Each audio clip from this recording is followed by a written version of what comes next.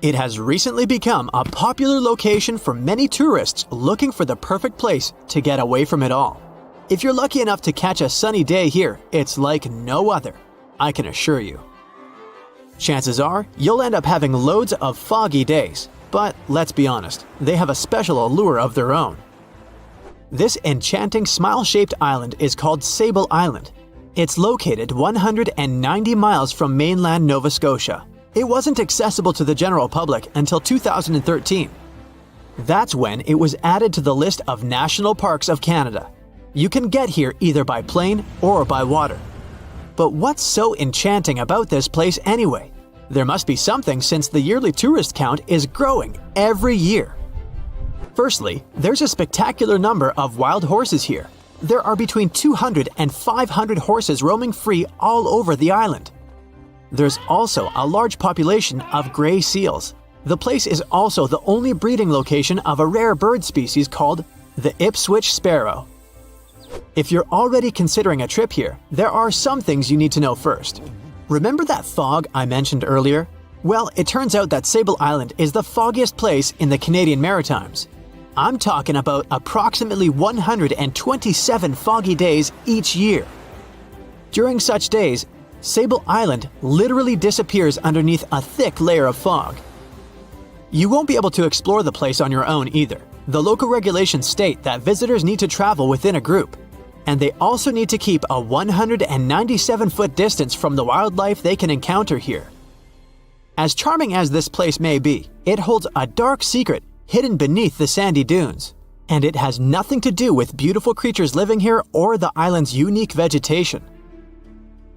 Apart from being known from its horses and seals, Sable Island is infamous for an overwhelming number of shipwrecks. Over the years, about 350 ships have ended their lives here, on these sandbars.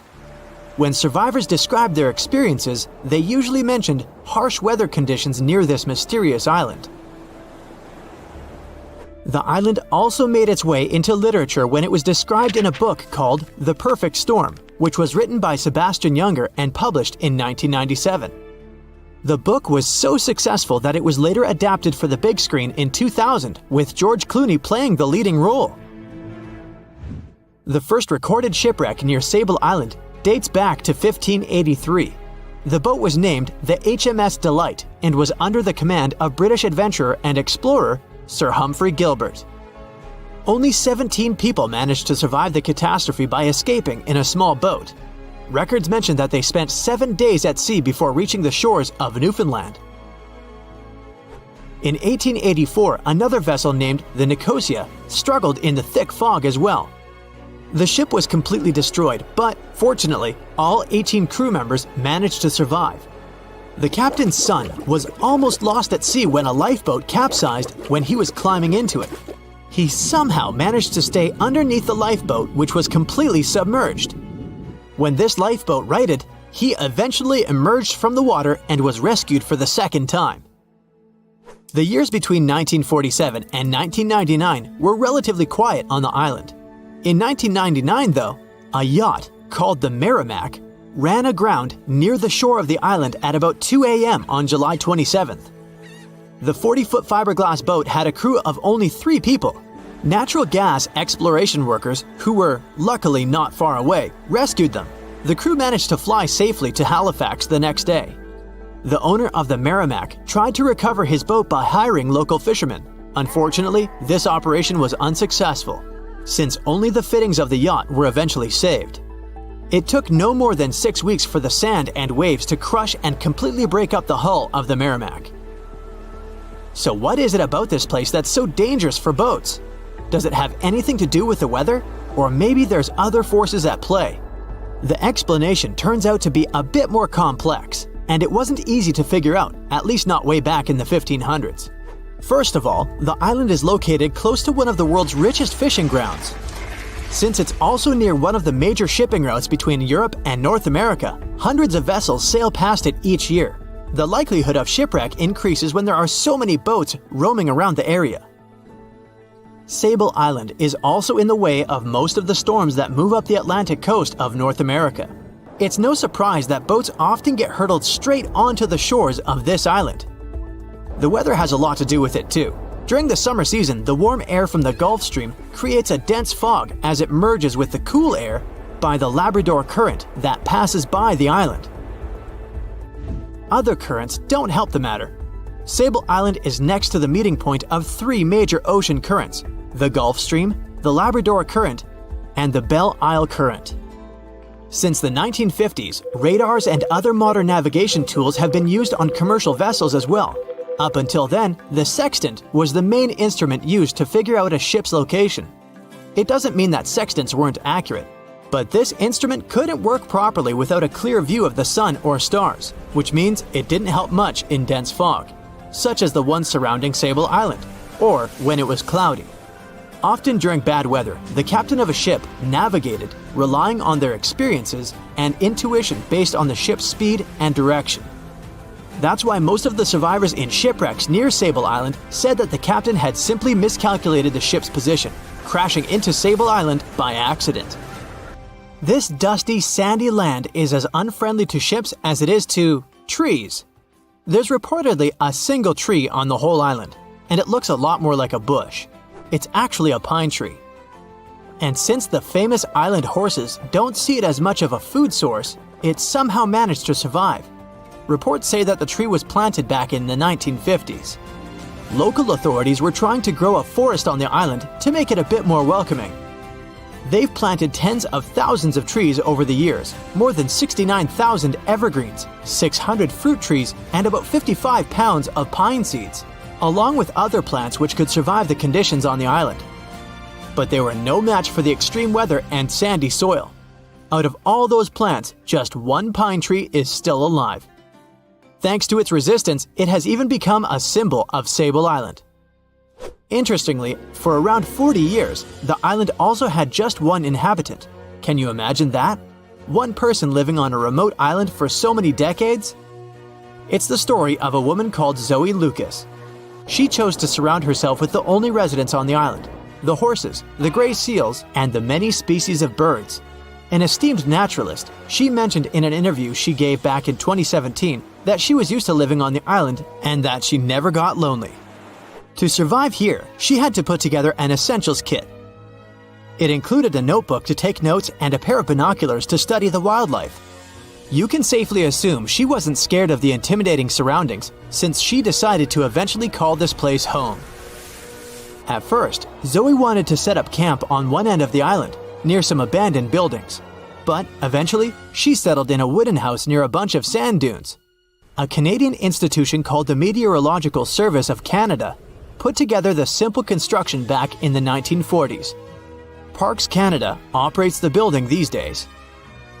Zoe's work included gathering as much data on the local horse population as possible. It could help scientists better understand how they managed to adapt to the unfriendly environment. She also helped gather the debris that made it to the shore to help track pollution levels. Among all the rubbish that she collected, there was a refrigerator and a crate full of fresh peppers. Some other specialists eventually started working rotating shifts on Sable Island to offer the brave woman a little bit of company now and then. It's 2018. You get up early in the morning to go ashore and catch some fish. You come to the spot you were yesterday, throw the hook into the sea, and wait. The float is twitching. You've caught some fish, but hey, hello? Why aren't you doing anything? Right now, you don't care about the fish. You're looking at something in the distance. You open your mouth in surprise, since you see a huge ship stuck on a shoal. It wasn't here yesterday, so it got here at night.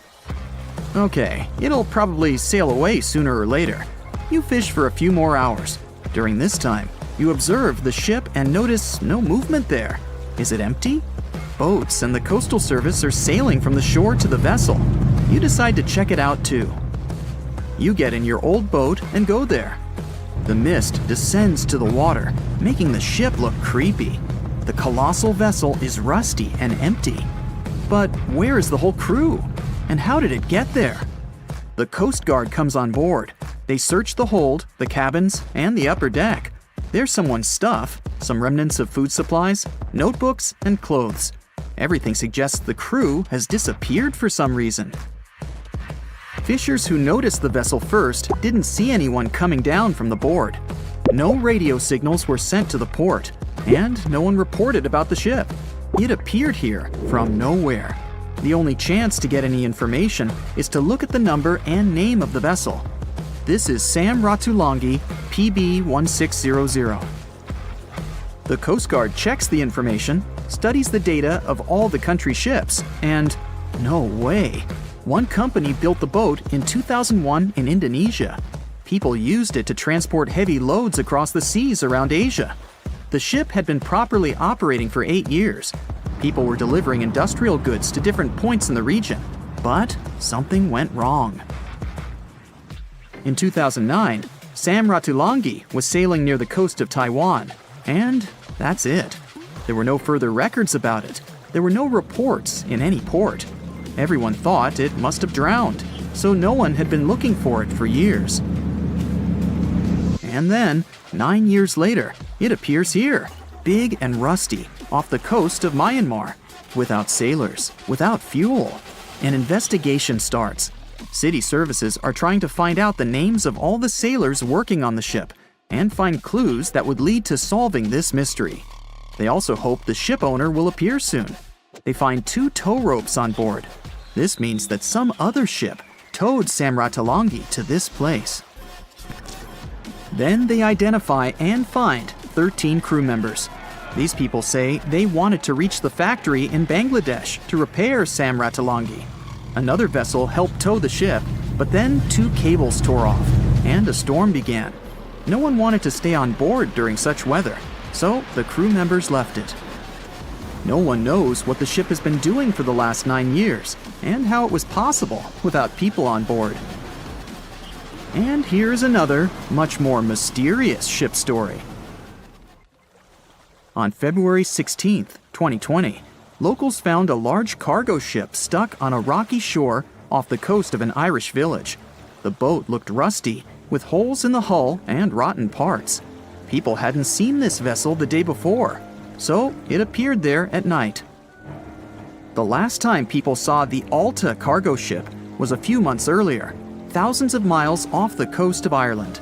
That day, the Alta was sailing in the waters of the Atlantic Ocean. Another ship, the MS Protector, noticed it. MS Protector crew members tried to contact the ship, but received no response. The people on board realized that they were facing an empty vessel. And then, 5 months later, it appeared near the coast of Ireland. There are more questions than answers in this story, but we managed to find something out. In 2015, the Alta appeared and disappeared from the radar several times. Any ship has an internal tracking system, so people can track its route using satellites. But Alta crew members often disabled this system. Perhaps they were engaged in some illegal activity. Anyway, in 2017, the ship often sailed between the ports of Greek islands. Then, the tracking signal disappeared and appeared only 10 months later, off the coast of North Africa. During this time, the ship changed several flags. In September 2018, the Alta was southeast of Bermuda and headed for Haiti. Then, the crew started facing problems. First, the main engine failed right in the middle of the Atlantic Ocean. The ship began to drift. Several days passed, but the crew members weren't able to repair it. They began to run out of food and water supplies. The situation got even worse when they found out that a hurricane was approaching the place.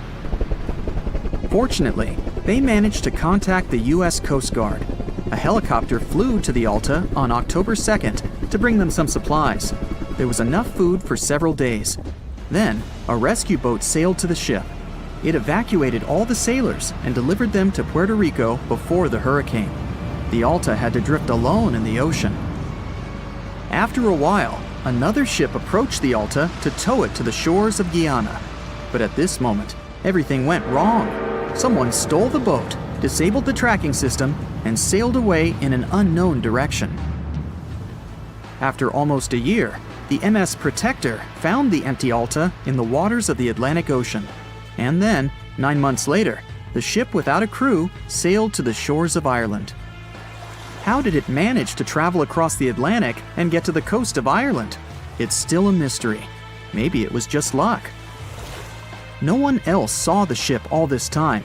It was just covering huge distances, surviving storms. Who's the captain? What happened to the thieves? Who owns the ship now? One day, someone called the village administration and introduced themselves as the vessel owner. But that unknown person didn't provide any evidence. They found several barrels of oil on the ship, which they took away by helicopter. The Alta was rusting. Corrosion of metal could damage the environment. The vessel had no commercial value, yet it would have taken millions to get rid of it. There were 3 options for what to do: leave the ship where it was, tow it into the sea and let it sink, or disassemble it for scrap. But nature had its own plans. Storms and strong waves split the hull into 2 parts. The Alta was drifting without a crew in the waters of the Atlantic Ocean for about 2 years. But this is nothing compared to a ship that was traveling for 38 years. The record belongs to the SS Bechimo. It was a merchant vessel owned by some trading company. In 1931, the ship found itself on the ice off the coast of Alaska. Its movement slowed down. A thick layer of ice blocked the ship, and a strong storm only made the situation worse. The blizzard was so intense that the crew members couldn't see anything but a white veil in front of their eyes. Sailing any further was impossible. The team had to wait for the storm to end. They waited for a day, 2, 3 days. A week had passed, but the snowstorm was only getting stronger. Then, one day, it grew weaker. The crew members split into 2 teams. The first team went to the nearest city. The second group, along with the captain, stayed on board. They set up camp next to the ship and waited for the blizzard, which had started again, to end. There was 0 visibility. And finally, one day, the storm was over. Great! And now, wait a minute. But where is the ship? The SS Bechimo just disappeared during the blizzard. The captain was sure that the ship had sunk, so he left along with the crew. Then, a week later, they saw the vessel drifting near the area where they had lost it. The hull was damaged so severely that it was unsafe to sail on it. Repairing the ship would be pointless and expensive, so the captain decided to abandon it. He was sure that it would go underwater sooner or later, but it stayed afloat for the next few days, the next few months, and a few years. People had reported seeing it at various points along the coast of Alaska for 38 years. The last record of the SS Bechimo is dated 1969. Those who saw it claimed the ship was completely frozen, almost merged with the ice. Some people planned to start an expedition to find the ship, but all attempts were unsuccessful. The vessel is probably lying somewhere on the deep sea floor.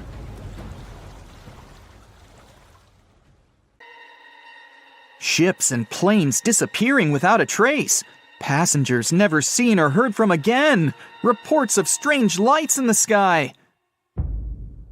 No, these aren't scenes from an upcoming Hollywood blockbuster, but some of the strange occurrences reported for over a century in an area ominously dubbed the Graveyard of Lake Ontario, also referred to as Canada's Bermuda Triangle, or the Marysburg Vortex.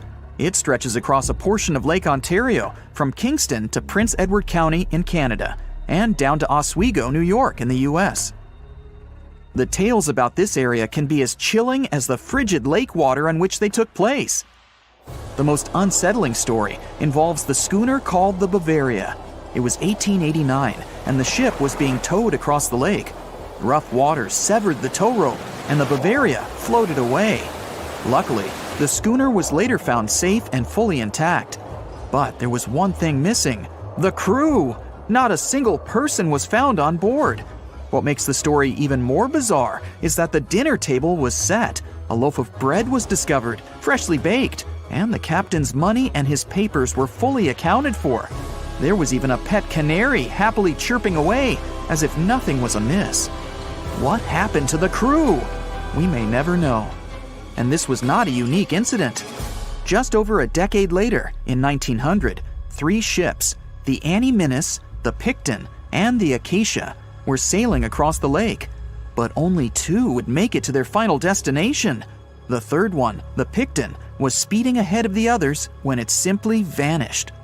According to a cook on the Annie Minnis, "We were well out into the lake and making good time when all of a sudden we saw the Picton's topsails coming off, and then her lower sails settled, and then, while we stood and watched, the Picton just disappeared." It's possible that the ship sank, as there was some wreckage later seen in the water, but the ship itself was never found, and none of its crew ever located. A few weeks later, a bottle with a note inside was discovered in Sackett's Harbor, New York. The note was from Captain Sidley of the Picton. "Have lashed Vesey to me with heaving line, so that we will be found together." Vesey was the captain's 12-year-old son. The note creates more questions than answers. If the witnesses were correct, the ship's disappearance was quite quick. When did Captain Sidley know he was in danger? Why not signal for help if he had any warning? And when did he have time to write a note, bottle it, and tie himself to his son? It truly is a mystery. And it was not just ships that ran afoul of the strange forces in the area. Planes also struggled to make it through in one piece.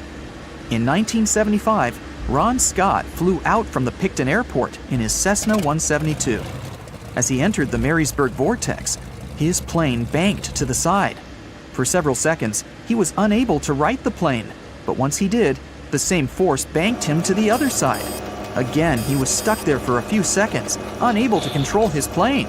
A skilled pilot, he had never experienced anything like it before. He was certainly luckier than Royal Canadian Air Force pilot Barry Allen Newman. Newman was at the same spot back in 1952, when he lost control of his jet and crashed into the lake. To this day, his body has not been found. In total, over 270 ships and at least 40 planes have met a tragic end in this area. And adding to the mystery, sometimes people report a series of bright lights or orbs, or a dark ship hovering in the sky. These are even harder to explain. Witnesses willing to report them are adamant they are true. Sid Wells said he watched a strange shape like a multifaceted diamond slowly spinning in the sky, and then it just disappeared. Others claim to have seen it too. Of course, the Marysburg vortex is just one of several places around the world known as vile vortices, a term coined by biologist and writer Ivan T. Sanderson. He discovered 12 other equally spaced areas on the surface of Earth where funny things happen. The best known of these, of course, is the dreaded Bermuda Triangle. Situated in the Atlantic Ocean between Bermuda, Florida, and Puerto Rico, it has been blamed for the disappearance of thousands of people. They went in, on boats or in planes, but they never came out. Even the explorer Christopher Columbus experienced the mystery of the Bermuda Triangle during his first voyage to America in 1492. He said the compasses pointed in the wrong direction, the sea levels seemed to change dramatically, and he even spotted strange lights in the sky. In 1918, the USS Cyclops, which was one of the US Navy's biggest fuel ships, disappeared there. Since the 309 crew members were declared lost at sea when the Cyclops vanished, it's seen as the largest loss of life in the history of the US Navy in a single incident. At the time, the weather was good. The one message sent that day from the ship indicated no issues or concerns, and a distress signal was never sent. A thorough naval investigation followed. Its conclusion? Many theories have been advanced, but none that satisfactorily accounts for the ship's disappearance. In other words, the investigators were stumped. There's also the Dragon's Triangle, located in the Pacific Ocean. The most disturbing story involves a group of Japanese vessels that disappeared in the 1950s. When researchers were sent to investigate what happened, they too disappeared. In each case, it's impossible to truly know what occurred, and it's easy to get caught up in stories of giant sea monsters lurking beneath the waves. Who doesn't like a good scare? And Sanderson was willing to accept the possibility of such stories being true. He believed the vile vortices that he studied could be explained by anything from a wrinkle in the space-time continuum to magnetic abnormalities to underwater people. Of course, Sanderson was not only a huge fan of strange places, he also wrote about strange creatures like Bigfoot and the Loch Ness Monster. His skills as an impartial scientist are questionable though. In 1948, he claimed that some three-toed footprints found at Clearwater Beach in Florida were proof of 15-foot-tall penguins, arguing that they were impossible to fake. In 1988, Tony Singerini revealed that he and his friend, attaching some cast-iron feet to his high-top sneakers, were behind the giant penguin hoax. So maybe Sanderson isn't the most reliable source after all. But there are also some very compelling and wholly natural explanations. Let's look specifically at the Marysburg vortex. It's entirely possible that ships like the Bavaria and the Picton were done in by a mix of bad luck and bad weather. Unsettled weather is certainly not uncommon on Lake Ontario, and flash storms on the open water can prove dangerous to the most skilled sailor. And even today, with advances in weather forecasting, we get it wrong all the time. Back then, there was no way to predict that a storm was just around the corner. And the weather was just one issue. Historian Mark Seguin said that the area was always known to be dangerous, as the lakebed quickly becomes shallow along the eastern shore. There are also small rocky islands and shoals scattered throughout the area, making sailing a risky venture, especially for larger vessels or those weighed down by heavy cargo. By the mid-20th century, modern weather forecasting and improved shipbuilding alleviated most of the hazards of the Great Lakes shipping, resulting in fewer losses. The last major shipwreck in any of the Great Lakes was that of the SS Edmund Fitzgerald, which sank off the coast of Lake Superior in 1975, with 29 crew members going down with it. It seems the vortex is no match for human progress. And as for lights or images in the sky, in most cases, it's the result of an interesting phenomenon called thermal or temperature inversion. When this happens, a layer of warm air becomes trapped under cold air. This can result in mirages or reflections. So, a light on the ground that is miles away can be reflected in the sky, giving the impression of a flying object. Other parts of the mystery may be solved with a little time. Lake Ontario's freshwater and frigid temperatures help preserve the ships and planes that came to rest there. As divers and researchers continue to explore the area, maybe we'll finally learn the fate of the Bavaria, the Picton, Captain Sidley, and his son. The sea, this unrelenting water beast, has been defying all attempts to tame it for centuries. Many ships driven by the wind have gone through the harshest parts of the world. Some have survived the struggle with the sea, and many have come off second best. It's the year 1834. A ship called the Pilgrim is setting a course to sail from California to Boston. The journey will venture around South America and then past Cape Horn of Chile. Richard signs up as a merchant seaman aboard the Pilgrim. This is his first voyage at sea. The crew tells Richard stories of the Drake Passage off Cape Horn, a route that's legendary for its dangers. Countless ships and sailors have disappeared in those waters. Since Cape Horn's discovery in 1526, it's quickly become known to all those that have sailed around it as the ultimate test of any mariner's skill and of any ship's strength. Those that have survived the journey call Cape Horn a sailor's nightmare. Jack the helmsman, a salty veteran, steers the ship towards this most dangerous of all routes. Jack has been aboard the Pilgrim since it was first commissioned in 1825. He's passed by the Horn many times, each time learning a different lesson from the tests provided by the sea. The Pilgrim has been refitted since its past voyage a year ago. Richard values Jack's experience, given that it's his first journey at sea.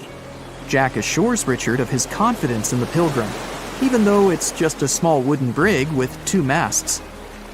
Jack's aware that wooden vessels are gradually becoming outdated, replaced by new steam-powered ships. But Jack prefers the maneuverability of the Pilgrim and would take it over the steel ships any day. Richard is excited to be aboard. There's so much to explore in life as a merchant seaman, but the guy struggles to acquire his sea legs on the boat. Forceful winds make the Pilgrim move faster, providing Richard with a quick introduction to life at sea. At the same time, nothing can prepare him for what is to be experienced at Cape Horn. It's the southernmost point of land before Antarctica. The gap between the icy continent and Cape Horn holds the infamous Drake Passage. Approximately 700 miles between Cape Horn and the Antarctic Peninsula. Strong winds provide an uninterrupted, steadfast journey toward the Horn. But, as Jack tells Richard, the winds are more concentrated at the Drake Passage.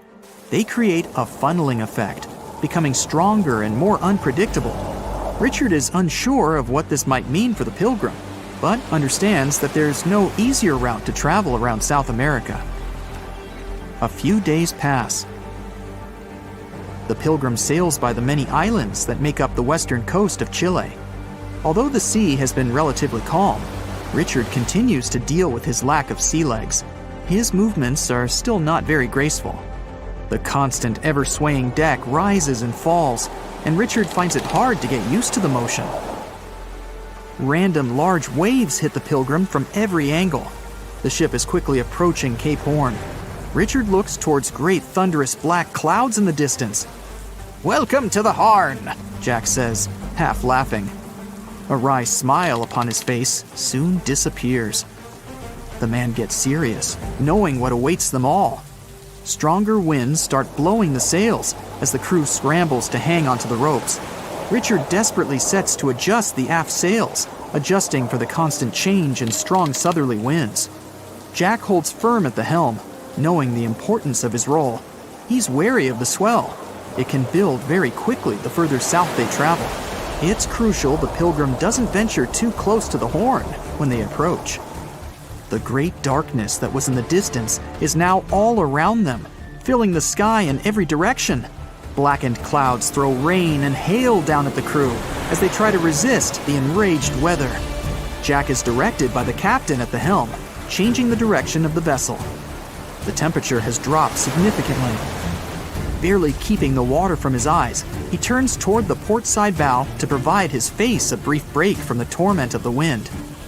Looking out into the distance, the man sees the Horn standing alone, surrounded by mist. It's a haunting sight. He steers the Pilgrim along the face of the Horn, the distance getting shorter. The waves shrink in height since the depths become shallower. But these waves are much steeper, and their angle can cause more damage to the wooden vessel. Jack's unsure how much of these waves the Pilgrim can take before the hull is breached. Richard, still posted at the aft sails, watches the water and icebergs floating by. He's unsure how large they actually are, since they're mostly hidden underwater. But he knows to alert Jack if any get too close. Just one iceberg hitting the Pilgrim will be all that the hull can withstand. Dutifully, he watches over the side and into the distance. Icebergs aren't the only thing to look out for. Rogue waves are common in these seas as well. The connecting Antarctic and Pacific Oceans, mixed with stormy weather, form waves together. This creates much larger rogue waves. Such waves have been known to reach up to 100 feet tall. They can destroy most vessels in their path. It'll surely be the end of the Pilgrim if it comes across a rogue wave. Strong currents adjust the route of the Pilgrim, as though the Horn is trying to lure the ship toward its rocky shallows. Slowly, they are getting pulled closer toward the Horn. Jack is fighting the current at the helm. Spinning the wheel, he strains his body as much as he can. Grunting, he plunges the wheel from the port side to starboard and back again. The captain keeps yelling directions. To a novice, they're extremely confusing. But Jack, a hardened veteran, continues to interpret the directions with ease, steering to readjust their course away from the Horn. The captain orders Richard to assess the hull below the decks. With the level of pounding the Drake Passage has provided so far, it's surely harmed the ship in some way. Richard runs to the deck as another sailor yells something at him, but the noise of the sea makes it difficult to hear. A wave hits the side, flowing onto the deck. Richard manages to hang on to the mast before he's almost swept overboard. The entire front deck seems to be underwater.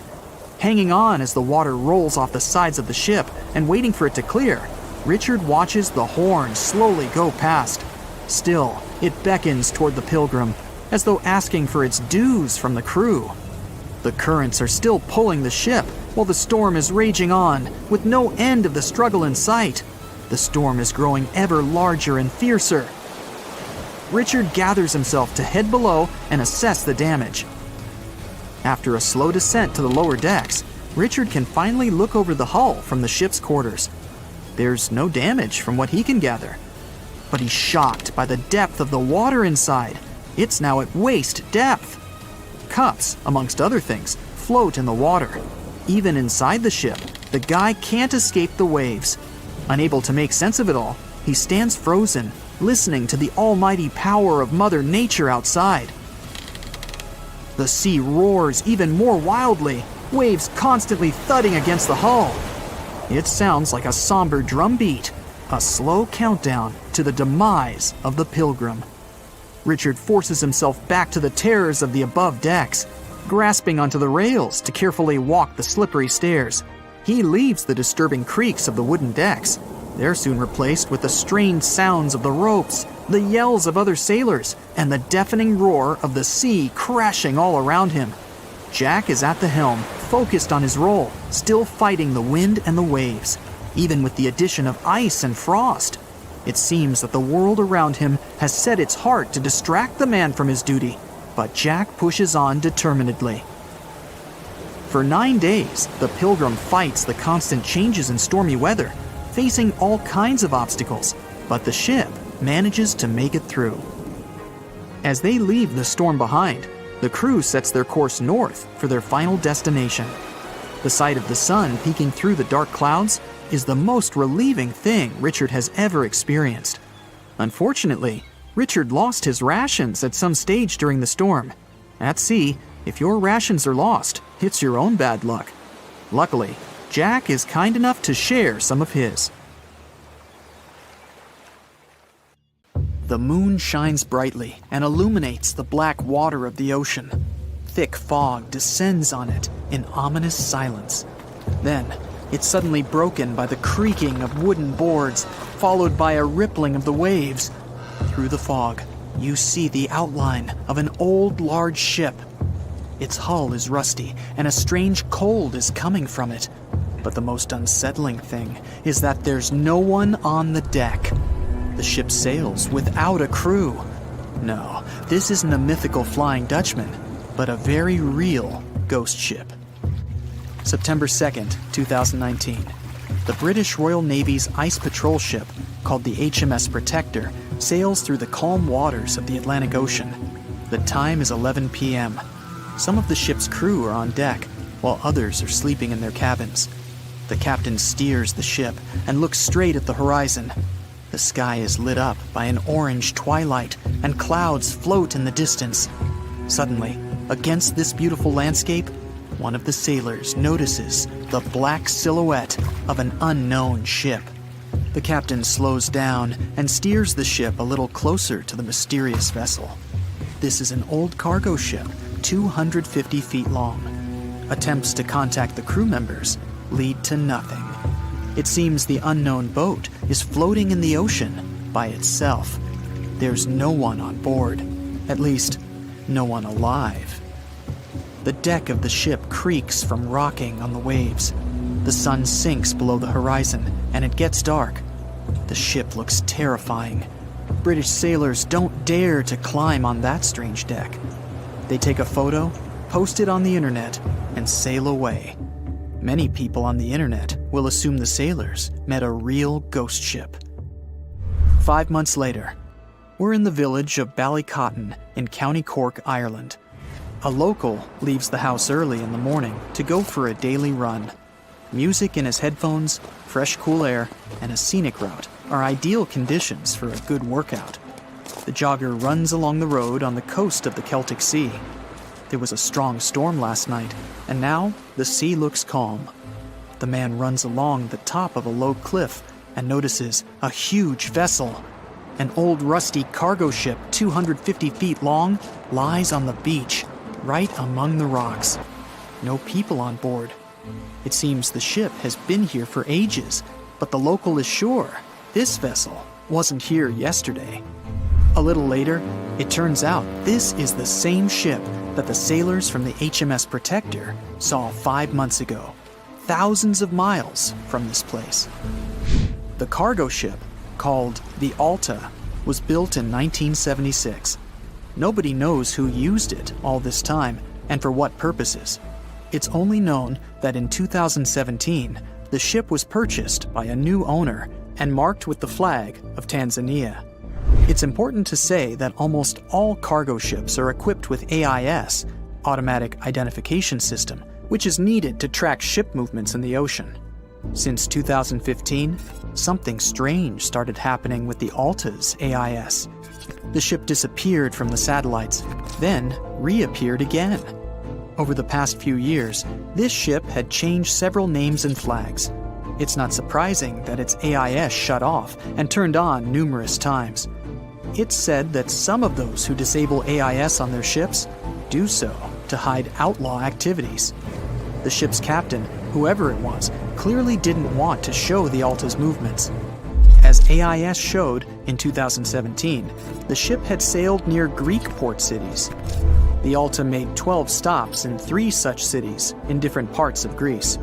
Then, the AIS signal disappeared, and 10 months later, the Alta reappeared near the northern coast of Africa, 1,200 miles from Greece. In September of 2018, the ship was sailing about 1,400 miles southeast of Bermuda, and at that time, the crew members started having problems. There were 10 people on board the Alta. On September 19th, the ship's engine failed right in the middle of the Atlantic Ocean. The nearest shore was very far away.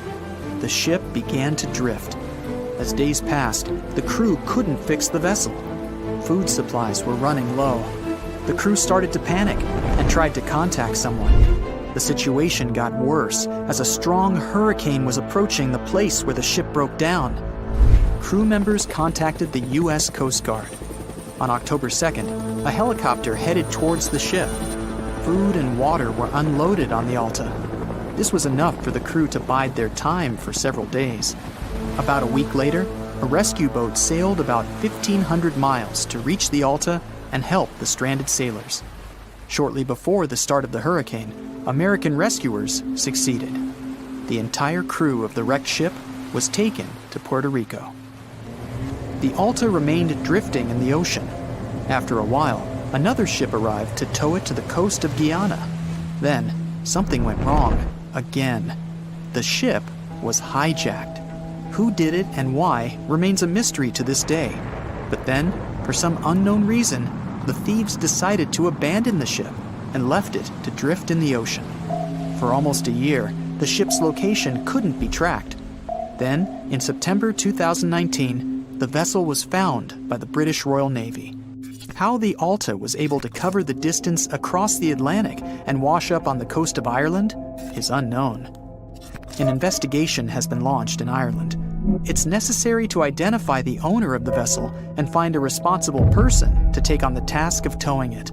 But no one has since been found. Once, an unknown person called the Irish authorities and introduced themselves as the owner of the ship, but didn't provide any evidence. Several barrels of oil were found on board the Alta. To dismantle the ship, the Irish authorities will need to spend about 10 million euros. Local residents are annoyed by the wreck too. Corroding metal is bad for the environment, and kids have already snuck on board and posted a video on the internet from inside the abandoned ship. The further fate of the Alta remains unresolved. It's still lying there. That ship sailed in the ocean for just 2 years. Now imagine if some other managed to drift for 38. In all that time, no one could catch this ship, and people still seek it.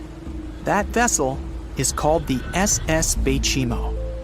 It was a merchant ship owned by a Canadian trading company. In 1931, the ship got stuck in ice off the coast of Alaska. A strong snowstorm began. The team waited a week for it to end, but the storm only intensified. One day, the weather improved a bit, and part of the team was evacuated to the nearest city. Another part of the crew, with the captain, set up camp near the ship. The storm started again and didn't stop for a long time.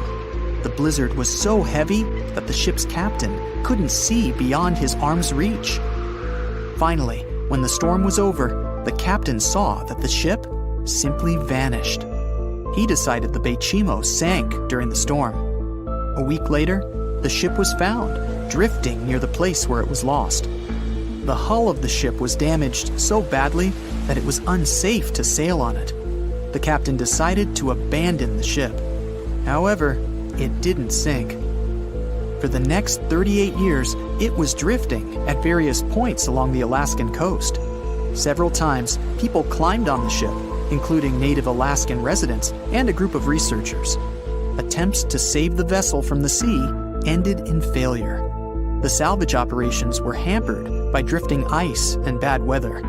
The last time it was seen was in 1969. The ship was frozen and blocked by the ice. In 2006, the government created a special project to find the Bechimo. However, in all these years, the ship still hasn't been found. Its fate is unknown. It's likely that the ship has finally found peace and is now lying on the seabed of the Chukchi Sea. Far out in the open sea on a perfectly calm day, a dot appears on the horizon. It grows in size as it gets closer, and soon you can see it's a ship. But when you look at it through the spyglass, chills go down your spine. The vessel is in perfect condition and its cargo is on board, but it's completely devoid of people, drifting listlessly along the current. That was what the captain of the Ellen Austin saw in 1881, and what brought his crew so many sorrows. In December of the previous year, the Ellen Austin, a big 210-foot-long ship, left the port of Liverpool to make its trip to New York. The ship was carrying a load of people hoping to find a better life in the New World. Captain A.J. Griffin took the vessel due southwest for a shorter voyage, and a few weeks into 1881, they found themselves north of the Sargasso Sea, known for its lack of winds and strong circling currents. Ships that got caught in those could lose control and keep on drifting in circles until they were dragged into the center. From there, they'd be incredibly lucky to get back past the currents, but more often than not, they stayed in the desolate desert of the sea forever.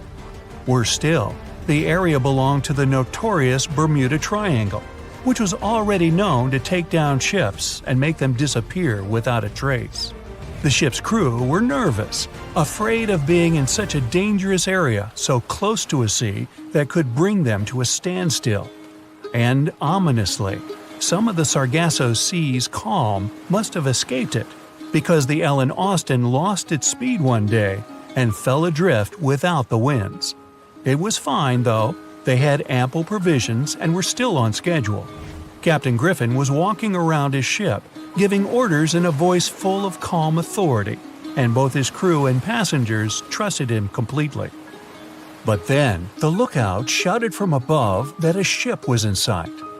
And indeed, when the captain looked in the direction the man was pointing, he saw a small schooner moving slowly into view and towards the Ellen Austin.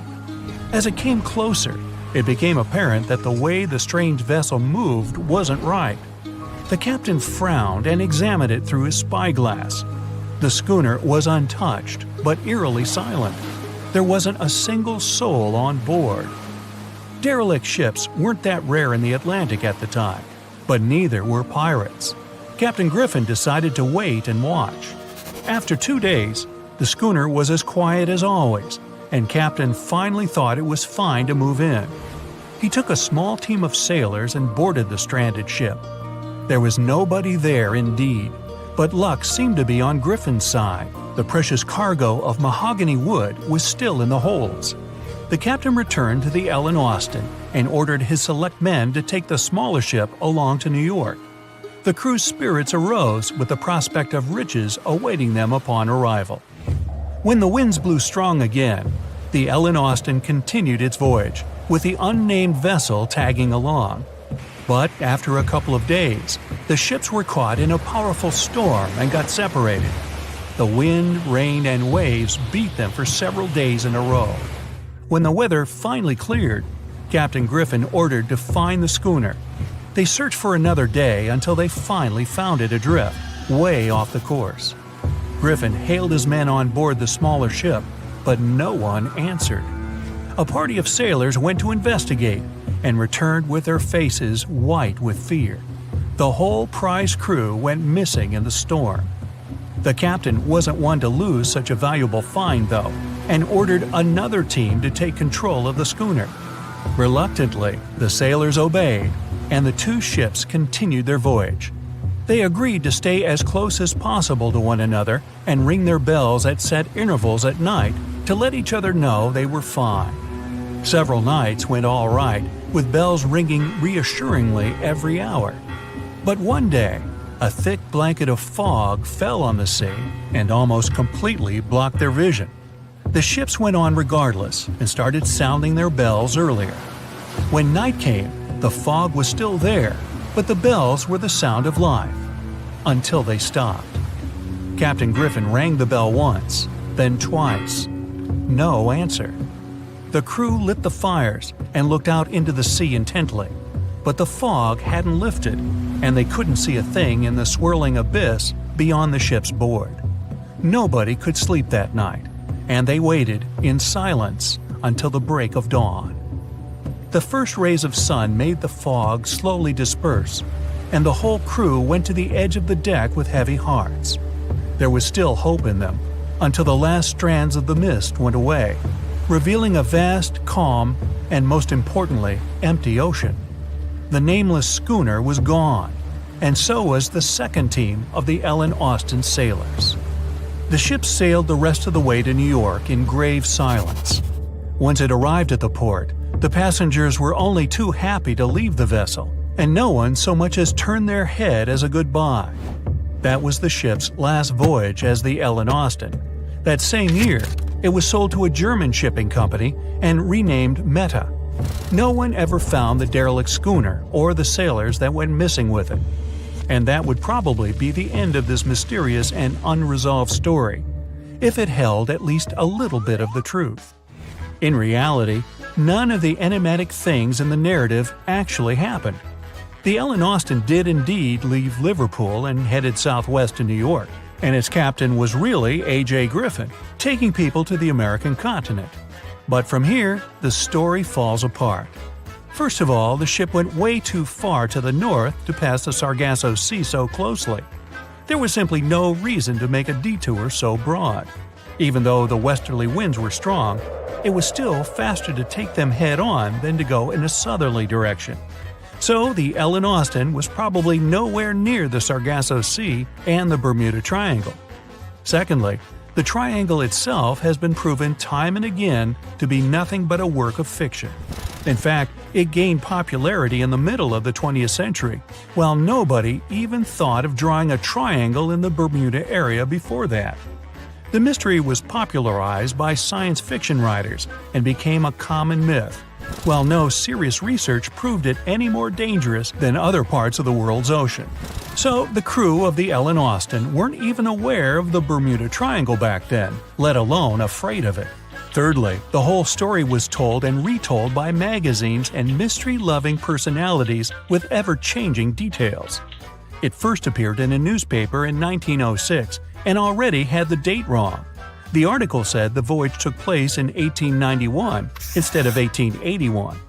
Later, the story resurfaced in 1935 on the radio with the wrong name of the captain.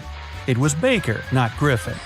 The date was also off, saying the trip was taken in August 1881, when the Ellen Austin was already renamed Meta. The legend grew upon with other strange details, such as the ship's route from London to Newfoundland, which was never the case. But the final debunking came from the archives of Lloyd's of London, the marine insurance market that keeps all logs of trade and emigration ship routes. The documents there say that on February 1881, the Ellen Austin completed its cross-Atlantic voyage to New York without incident. Captain A.J. Griffin off-boarded the ship with all his crew hale and hearty and declared no loss of hands during the trip. The voyage took over 2 months because the ship had to fight strong westerly winds pushing it back towards Britain. The crew reported no strange encounters on the way, and the whole thing was as boring as could be. And even the passengers must have been smiling when they stepped on the American soil at last, unaware of the phony baloney story they were about to be a part of. The voyage started just like any other. The cargo ship SS Kotapaci is making another journey to Havana, Cuba to deliver coal. It's November 29, 1925. For Captain Meyer and his crew, leaving Charleston Port, South Carolina, it will be the last trip the ship ever makes. Its route ran through the Bermuda Triangle. 2 days into the trip, the Kotapaci sent out a distress signal. It had got caught up in a strong tropical storm and turned over on its side. The wind was very strong and there was powerful lightning as well. Rain gradually filled the ship's hold. Then there was a bright white flash, and the ship disappeared without a trace. Later, its wreckage was found in the Gobi Desert, which is in a completely different part of the world. All 32 crew members, including the captain, were missing. Of course, the part about the Gobi Desert is fictional. For one of his movies, Steven Spielberg came up with the idea that the ship was moved there by aliens. Still, in real life, the ship was never found, and its crew really did disappear. It was officially declared missing a month afterward, and nobody could find the wreck. It seems like a classic case of mysterious things going on in the Bermuda Triangle. But most mysteries are solved sooner or later. In 2020, the Kotapaci was found. A man named Michael Barnett had moved to Florida to study shipwrecks off the coast. One wreck in particular really caught his attention. It was much larger than the others, and the locals called it the Bear Wreck. It was about 40 miles from St. Augustine in northern Florida, but no one had ever managed to identify the rusty hull. So Michael started to do some detective work. He measured the size of the shipwreck and started working through all the information he could find. He researched hundreds of old newspapers, leafed through insurance records, and looked at artifacts found on the wreck. After hundreds of hours of hard work, Michael was sure it was the Kotapaci. But a few years before, there had been a rumor that the same ship had been found off the coast of Cuba. The Coast Guard found the wreck of a cargo ship about the same size that looked a lot like the one lost in 1925. Michael was sure they were wrong, so he teamed up with some science journalists and kept investigating. Soon they discovered something that seemed to confirm Michael's belief.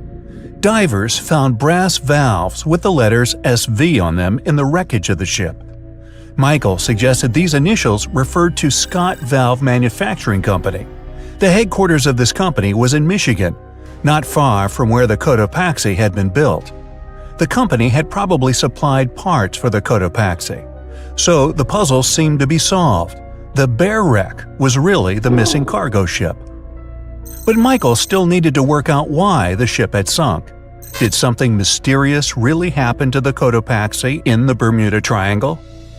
Later, Michael found the testimony of the ship's carpenter among some old papers.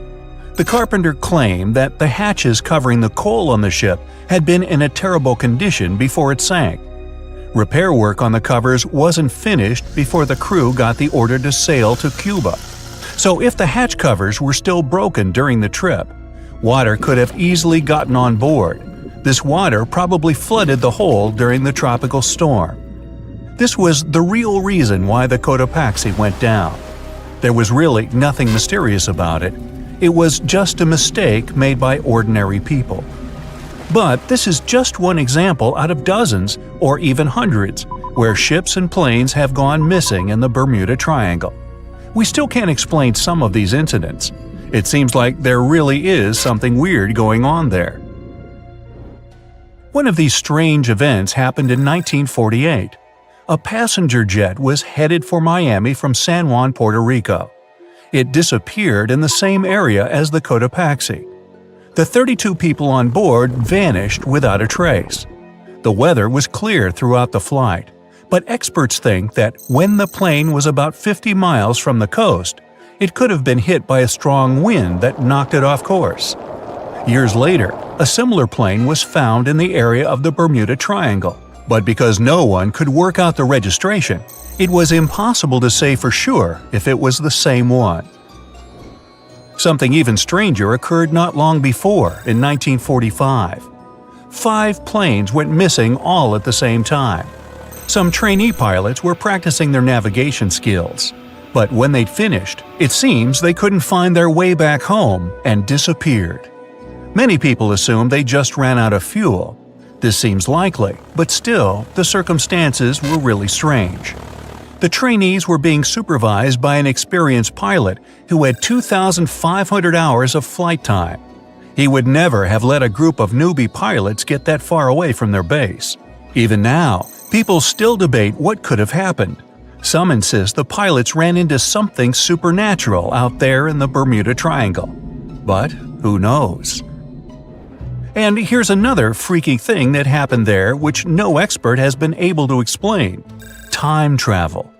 In 1970, Bruce Gernon was flying a plane from Andros Island to the Florida coast. When he was at 11,500 feet, a giant cloud appeared in front of him. It kept getting bigger and bigger, and he had no choice but to fly through it.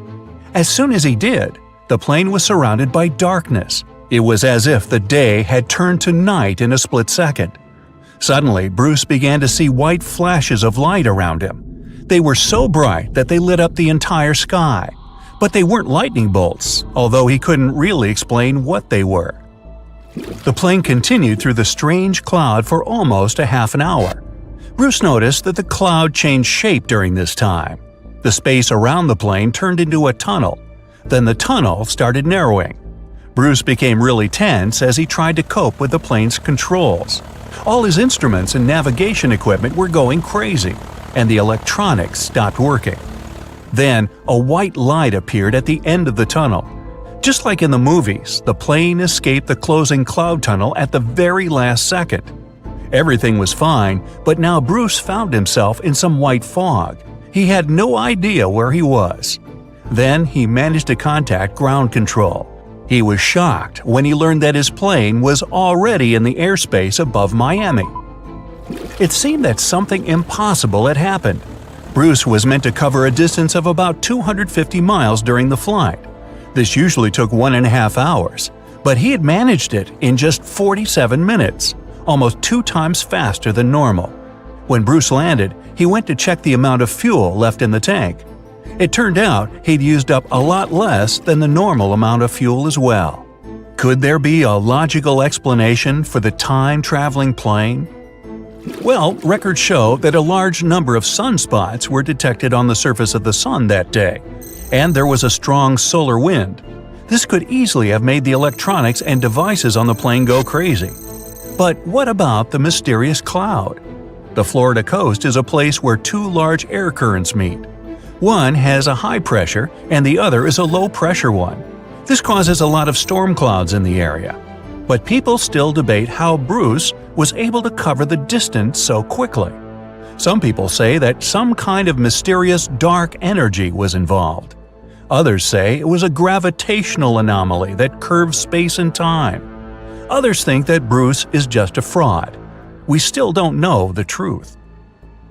So, is there really something supernatural about the Bermuda Triangle? Or is it all just coincidences and made-up stories? The truth is that no more planes and ships disappear in the Bermuda Triangle than anywhere else in the world. Strange things occur in the cold waters of Antarctica. One of these things happened to a ship called Jenny. It was a small schooner whose history began in 1822. The boat and its crew set sail and disappeared a year later. For 18 years, the ship was considered sunk. People forgot about it, but in 1840, the vessel reminded the world of itself. That year, the whaling ship Hope sailed through the Drake Channel in Antarctica. The crew members noticed a ship among icebergs. It was the schooner Jenny. It was floating slowly in the dark, with no signs of life. The captain of the Hope, Mr. Brighton, gave the order to approach the mysterious vessel. They thought it was some creepy ghost ship, but as they came closer, they noticed crew members on the deck.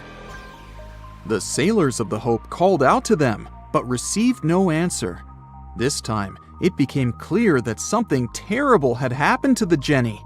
When Brighton boarded, he realized that the Jenny crew members weren't missing. They were here, frozen people stood like statues. Brighton went down to the lower deck and found the captain. He was sitting frozen at the table, holding a pen. Brighton looked at the logbook. The last record was made on May 4th, 1823. The captain wrote that he was the only living member of the crew. They spent 71 days without food. It seemed that the ship got lost in the sea because its captain went off course or sailed into an iceberg, but no one knew for sure. After that, nobody ever saw the Jenny again. According to rumors, the crew of the Hope abandoned the frozen ship and left it to drift in the cold waters. According to other rumors, this whole story is fiction.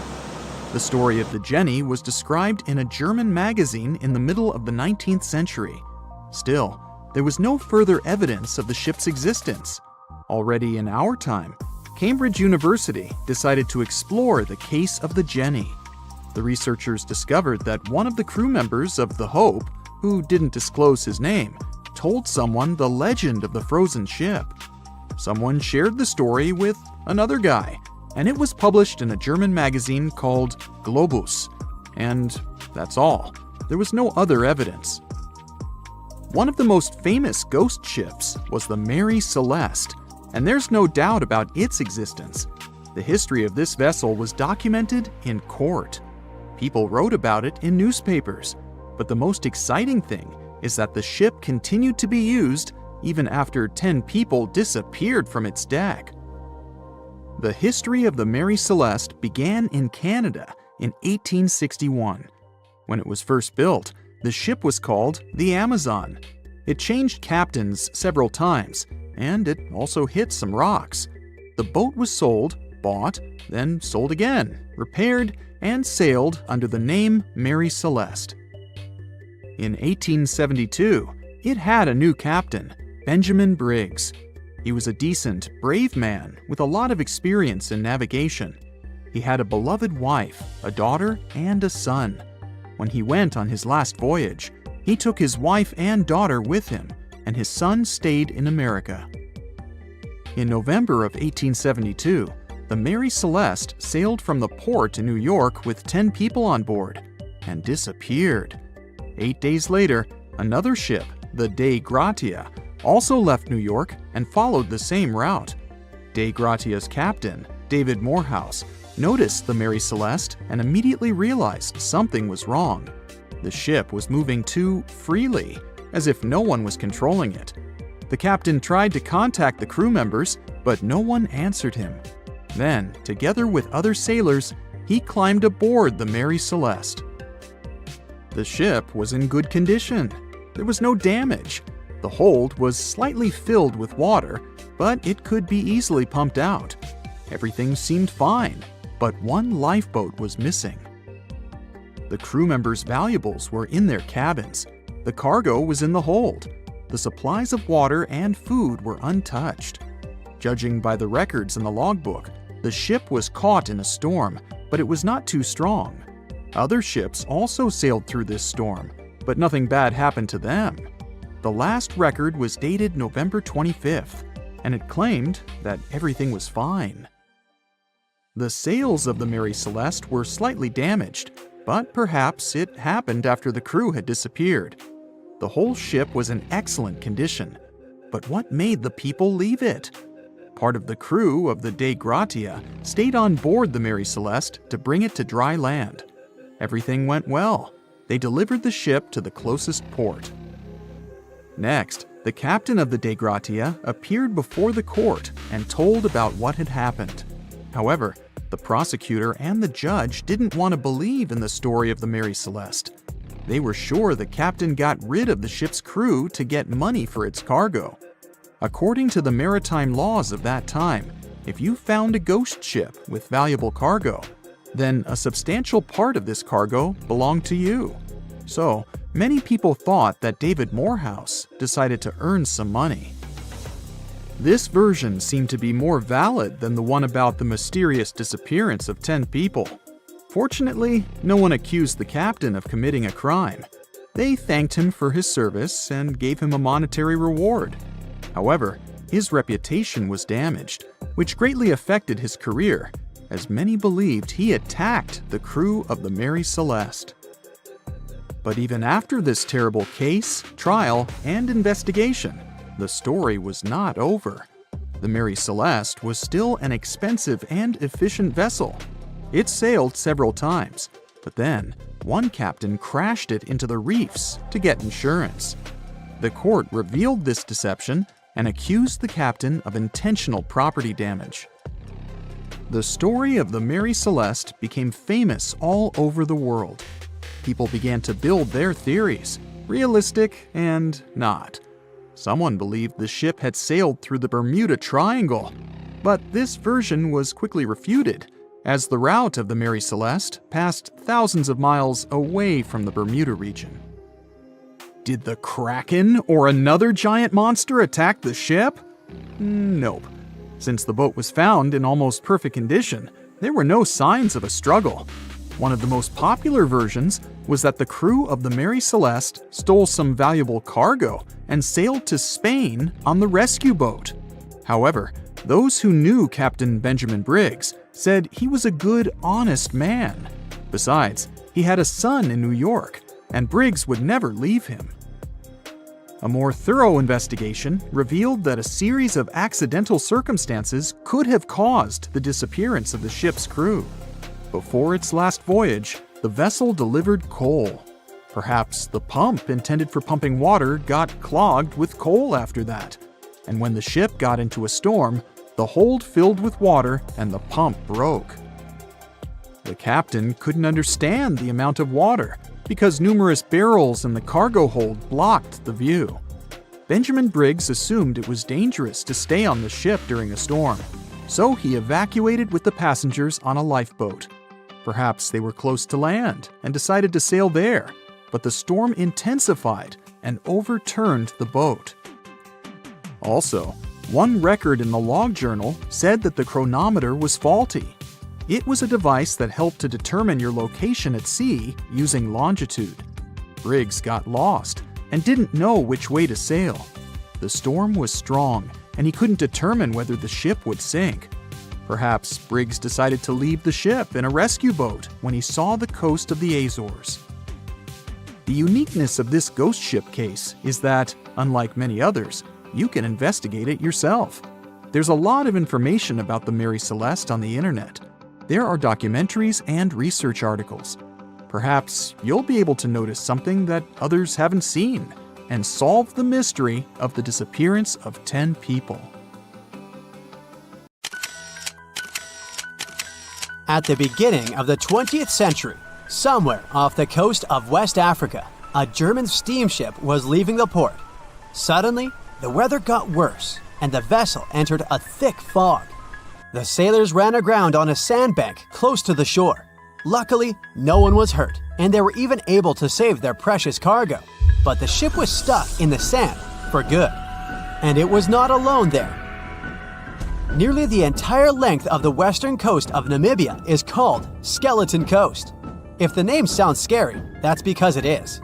This 976-mile-long beach line is among the most dangerous places on Earth. The local Bushman tribes believe that their supreme deity made this land when it was angry. The Portuguese were the first Europeans to set foot in Namibia in the 15th century. And yep, they didn't like Skeleton Coast either. Portuguese explorers thought this land presented the gates to the underworld. This is the place where the Namib Desert meets the Atlantic Ocean. It might be dangerous, but it's actually beautiful. Plus, it's a UNESCO World Heritage Site. If Skeleton Coast had a PR manager, they would quit on the first day on the job. The area is not exactly tourist-friendly because of its geography and history. Beneath the sand and the waves, there is a secret ocean currently lurking for unsuspecting sailors. It's called Benguela Current. It flows towards the north along the coast of southern Africa. This part of the Atlantic is rich in marine life, but the current's land neighbor isn't that happy with the deal. This arid climate created the Namib Desert, one of the driest regions on Earth. And that marine life I just mentioned? It's sharks. 11 species of them to be exact. And yes, the great white decides to pop by once in a while. So far, we've got a desert landscape, strong currents, and sharks. Not a place for a beachside resort, definitely. But if someone ends up on Skeleton Coast, will they know they're in danger? Don't worry, they will. The beach is littered with wrecks of all sizes and shapes. If you remember that German ship I mentioned in the very beginning, its massive and rusted stern is now sticking out from the desert sand. There are some 500 wrecks in total scattered along the coast, and it's a mixed crowd, from Portuguese galleons centuries old to ships that ran ashore here in the 21st century. A modern fishing ship called Sable India managed to slip from its tow rope in 2008 and ended up on Skeleton Coast. Okay, it didn't escape on its own, it had some help from the elements, but it's better to be a tourist attraction on a beach than to be broken up for scrap. That's where the trawler was originally going, poor thing. Skeleton Coast's most famous inhabitant, to call it such a place, is the wreck of the Dunedin Star. The British cargo liner ran aground here in 1942. The massive rescue operation that followed reveals why it's so dangerous for sailors to end up here. The rescuers managed to save all of the crew and passengers, but at a heavy price. An aircraft and a tugboat were lost in the process. It took the last of the rescuers a full 2 months to return home to Cape Town. Why, you might wonder? One look at the map of the region reveals the reason. It's an endless sea of yellow, which is the sand. There are so few roads here, so Skeleton Coast is hard to reach by land. There are also legal obstacles. You need a special permit to drive into the area. But the skeletons in the name of the area don't only refer to ships, they also stand for animal bones. Most of these belong to whales and seals. Many animals have adapted to the area, so lions and hyenas roam the coastline in search of a meal. Yeah, now there are hungry lions as well, as if those sharks weren't enough. Other animals with a temporary residence on Skeleton Coast include elephants, cheetahs, leopards, and giraffes.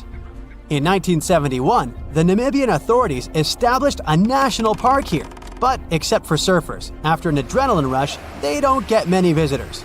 You can understand why. The Namib Desert is the oldest desert in the world, and it's not very tourist-friendly either. Those who travel to the region should pack sunscreen and a warm winter jacket. A weird combo, right? Well, not so much when you think that during the day, temperatures soar over 110 degrees Fahrenheit. At night, the air temperature drops below freezing. What a climate roller coaster! And that's not the final danger. Yep, there's more. Remember how that German ship got lost in thick fog? Yeah, it wasn't a one-off event. Because of the region's climate, fog shows up frequently. Sailors should cover their ears now, but this fog is actually good for wildlife. This is their only source of water in the Namib Desert. Reptiles and mammals have adapted to the harsh climate. They use as little water as possible. Shifting sands, thick fog, strong currents, lions, and sharks. Not the stuff you would put in a tourist booklet, but Skeleton Coast isn't the only beach on Earth you wouldn't want to spend your vacation on. I will take you to Cape Tribulation in Australia. The area covers some 48 square miles in the northwestern part of the continent. And no, the area is not as dry as Skeleton Coast. It's part of the Daintree rainforest. You could say that here, it is the rainforest, not the desert that meets the ocean. The beach at Cape Tribulation is straight from a postcard. But looks can be deceiving. Australia? Probably sharks. No, crocodiles are out here to get you if you decide to go for a dip in the sea. There are saltwater crocodiles that the locals call salties. Well, that's a cute nickname for such a dangerous reptile. And it's not just them. The wildlife seems to have a beef with visitors. From October to June, the waters around Cape Tribulation are full of box jellyfish. Their venom affects the human cardiovascular system. When touched by a jellyfish out at sea, swimmers won't have enough time to reach land for help. Vinegar helps neutralize the sting, so you might want to keep a spare bottle in your luggage. Crocodiles and jellyfish sound dangerous, but there's one more animal you should look after. It's the wild boar. It might sound funny, but you won't laugh when you're being chased by one of these across the beach. 21 million wild boars live in Australia. They're mostly active at night, making it even more dangerous if they charge at you. The best defense is running in circles. Wild boars can't cut corners well. That's probably why we don't see many of them taking up careers as race drivers. Cape Tribulation has one last danger installed for you, and it's not an animal. Out here, even the trees are plotting against visitors. The stinging tree got its name for a reason. If you try to pick one of its beautiful red berries, it'll fight back. Its prickles are like tiny glass shards. The less than pleasant effect on your skin will last for a month. Then there is this wait a while bush. Who keeps naming them like this? This long vine has spikes that grab hold and just don't let go. They are so strong they can pull a human off a horse. You'll have to wait for someone to come by and save you from this thorny grabber. If you are about to cross this Australian beach from the vacation list, hold on for a second. Tourism is booming here. The local authorities have restricted access to all of the danger zones. Visitors go swimming in dreamy water holes that are surrounded by lush vegetation. There are even ropes to swing from. Now, that's a beach you can finally relax on. What is a boat doing in the middle of a desert? You would expect to find a seagoing vessel closer to shore. This is the question archaeologists had been asking for decades. In 1988, there was a storm near one of the most important archaeological sites in ancient Egypt. A wooden structure emerged from the sand. It was hollowed out by termites. Scientists were determined to solve its mystery. In 2000, they began excavating the site near Abydos, Ubidos. An American team of experts soon discovered a boat that was 70 feet long, and it wasn't alone. In total, there were 14 boats neatly resting next to each other. It was impossible to completely dig out the boats because of their poor condition. Luckily, the wood was preserved enough to get a sample. Analyses revealed that the boats were around 5,000 years old, the oldest fleet in human history to this date. The time of their construction predates the pyramids at Giza by half a millennium. Each ship of the fleet rested in a vault that matched its dimensions. The room was roughly a third of the size of a tennis court. It had mud brick walls that featured more than 120 drawings of boats. Ancient Egyptians incised them on whitewashed walls that were excellently preserved. Scientists have known about these mysterious chambers for well over a century. 1901, 1902. A British archaeologist, Arthur Weigel, stumbled upon a strange structure west of the River Nile. His team caught a glimpse of the interior walls. Sadly, a section of the roof collapsed, so they had to call off further exploration. Researchers abandoned the site, but its location remained on the maps. The boat's position first led scientists to think that they rested on a bank of the mighty Nile. But there was a problem with this theory. Today, the river flows almost 7 miles west of Abydos. Further studies of the surrounding terrain showed the Nile didn't change its course throughout history. Also, if the boats floated near a dock, they would be in unstable positions. The 14 vessels at Abydos were perfectly parallel to each other. There was only one conclusion possible. Someone had deliberately placed them like that. They must have gone through a lot of effort. Each boat had enough room for up to 30 rowers. These vessels could really float. They weren't models, but scholars still don't know if they actually sailed any body of water in ancient Egypt. This doesn't diminish the importance of the find. Previously, archaeologists found only small-scale models. In King Tut's tomb alone, there were 35 boat models. For a long time, these figurines were the only clues as to how ancient Egyptian vessels looked like. The boat's design confirms that they were the real deal. They are the earliest surviving examples of something called built boats. Ancient people constructed primitive vessels by hollowing out large tree trunks. The alternative was reed that was tied together to form a raft. The boats at Abydos had planks tied together. This was a major breakthrough in shipbuilding. During their lifetime, the boats must have seemed impressive. Timber was a valuable commodity at the time. There was no wood in the desert. Cedar had to be imported from Lebanon. The only person who could afford such luxury was the pharaoh. Studying the area around the ancient fleet provided more answers. Scientists discovered a mud brick structure where Egyptians worshipped the pharaoh. Its approximate date of construction matches that of the wooden boats. The same bricks out of which this building was made were used to encase the fleet. At the time of their construction, the rooms they were stored in had a ceiling. That's the section that archaeologists stumbled upon in the early 20th century. Just like mummies and coffins, these marvelous ships rested inside splendid vaults. The exterior of these rooms was also impressive. The outer walls originally had a plaster of white limestone. It reflected sunlight. In the desert sun, the structure housing the boats must have shone from miles away. Ancient Egyptian builders used the same technique to cover the pyramids 500 years later. Today, their surface looks jagged, but it wasn't always like this. When they were constructed, the pyramids had a top layer of fine white limestone.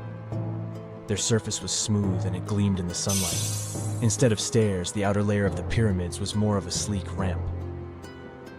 Archaeologists were left with one final question. Which pharaoh owned the fleet?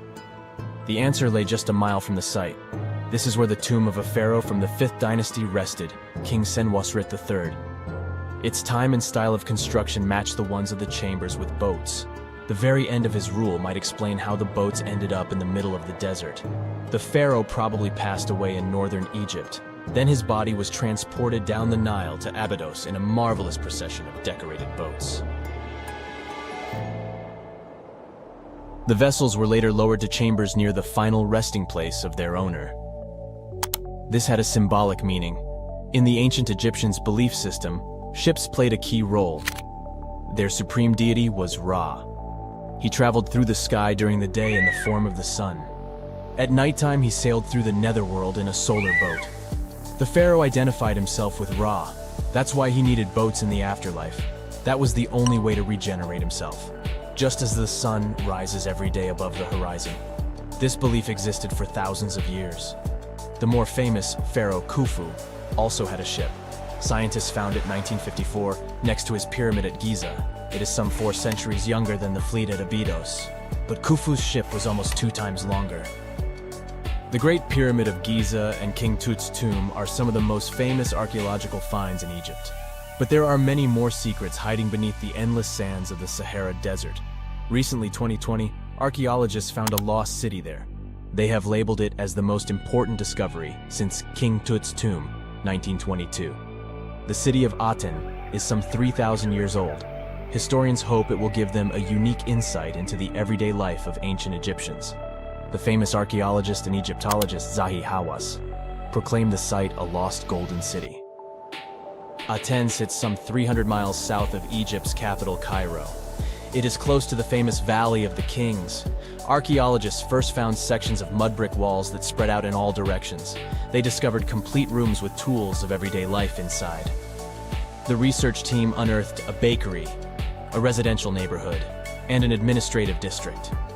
They all date back to the time when the Egyptian civilization was the wealthiest in its long history.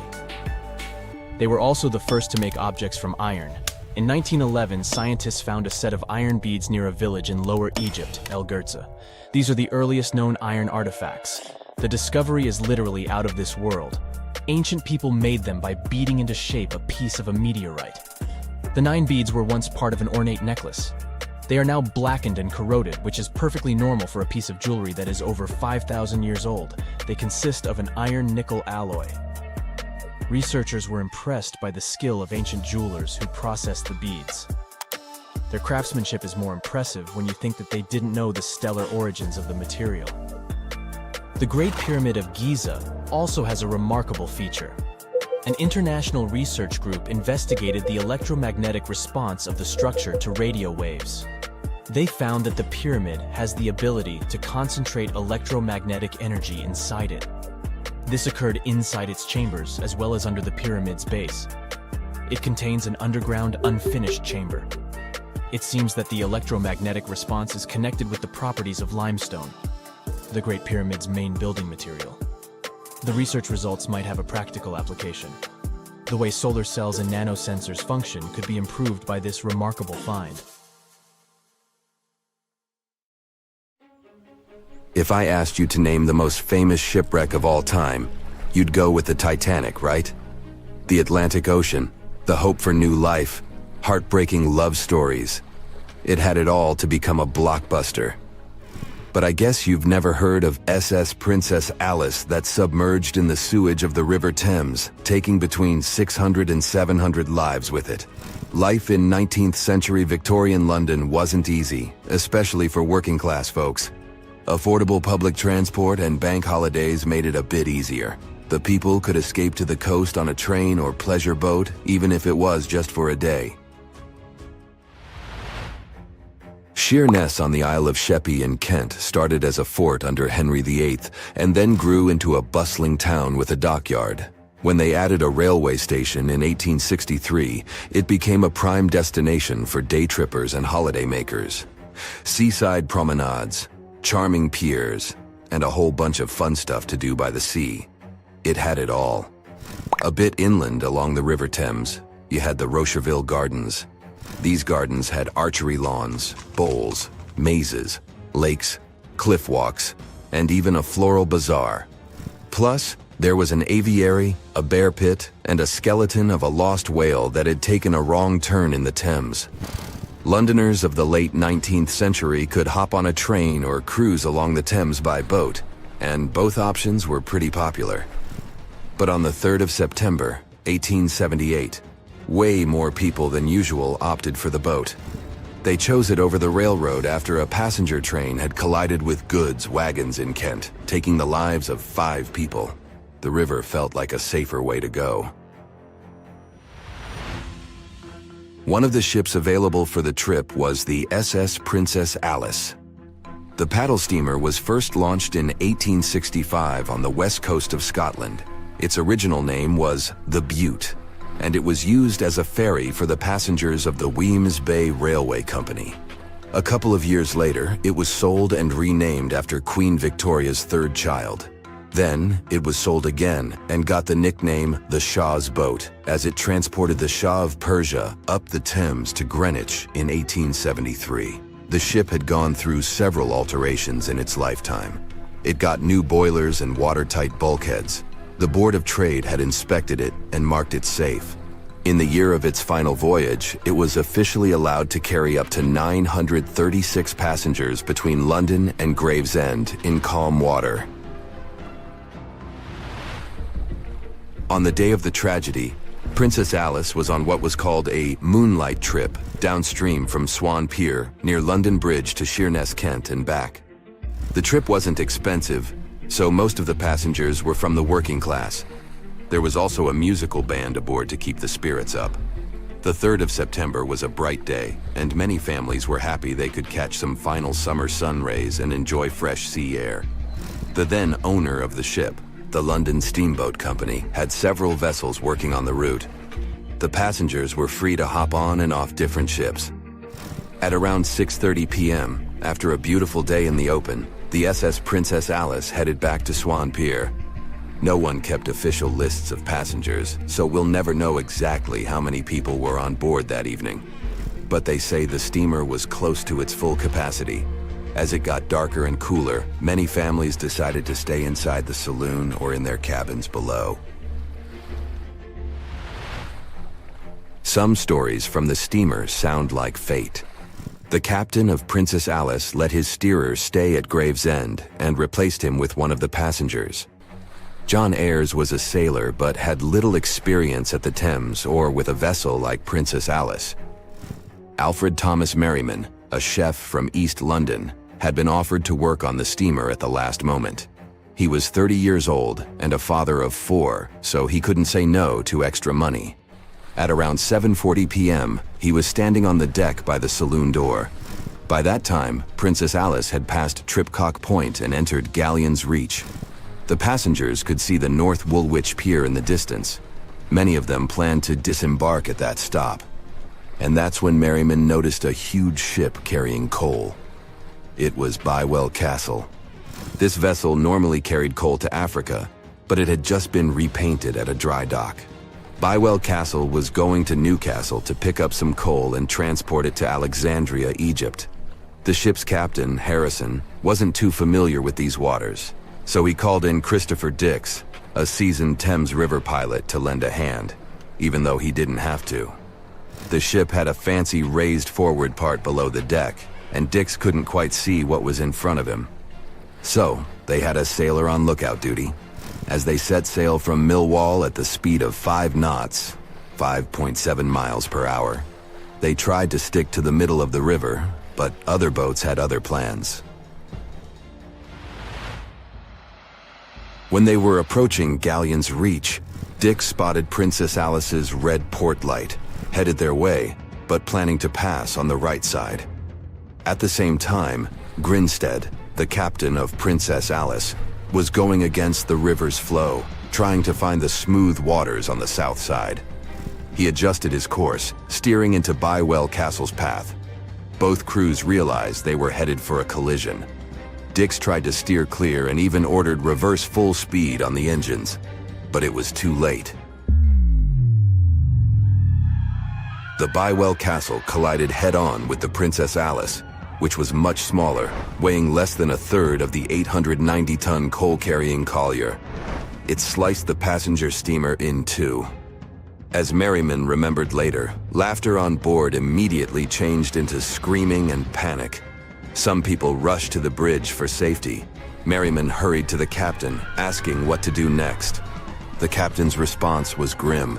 "We are sinking fast. Do your best."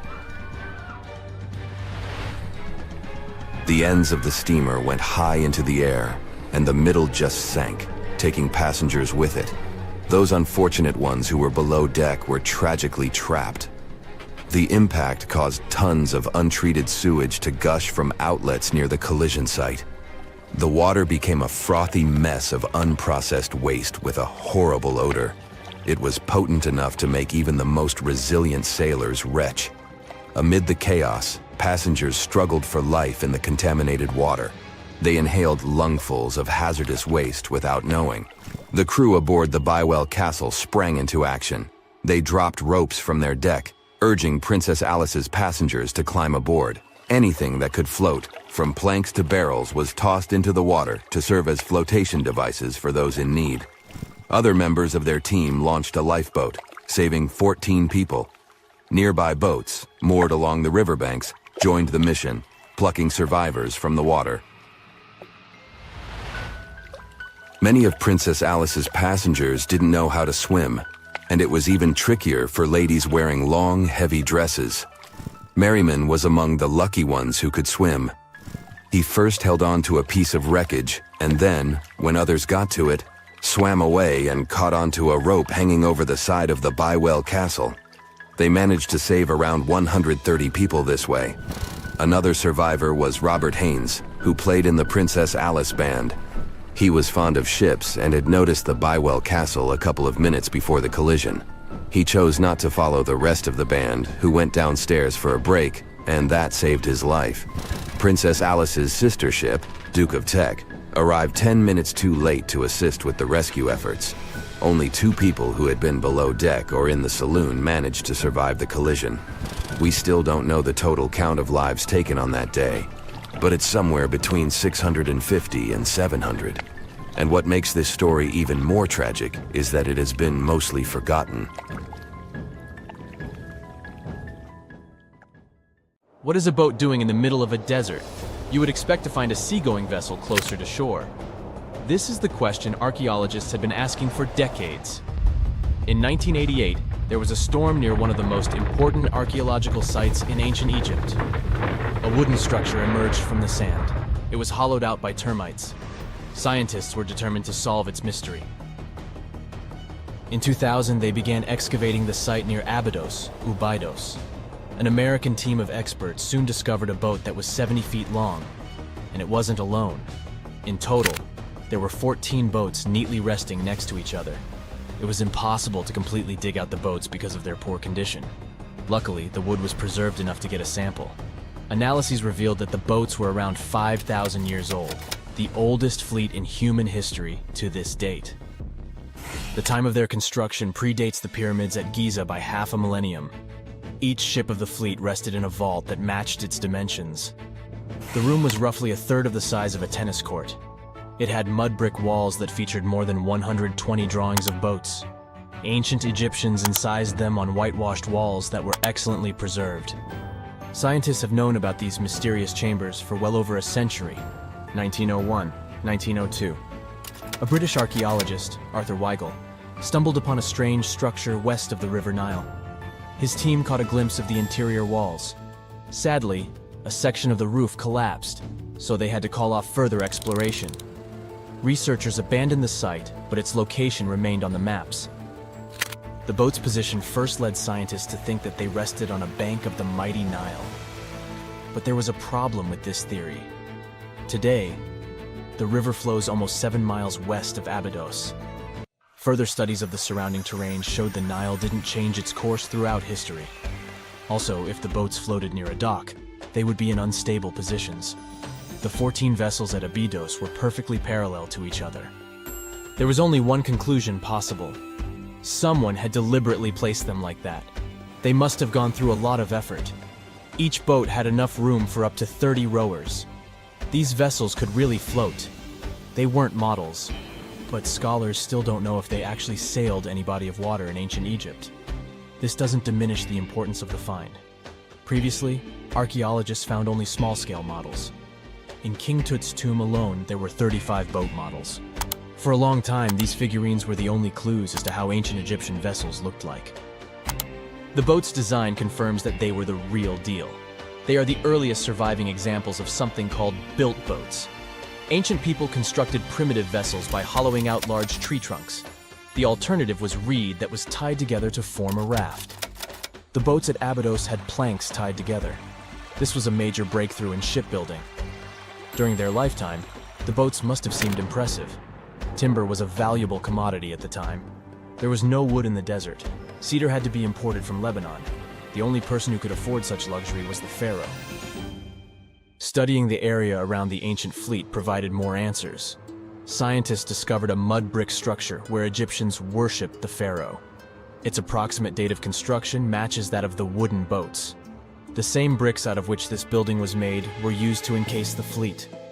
At the time of their construction, the rooms they were stored in had a ceiling. That's the section that archaeologists stumbled upon in the early 20th century.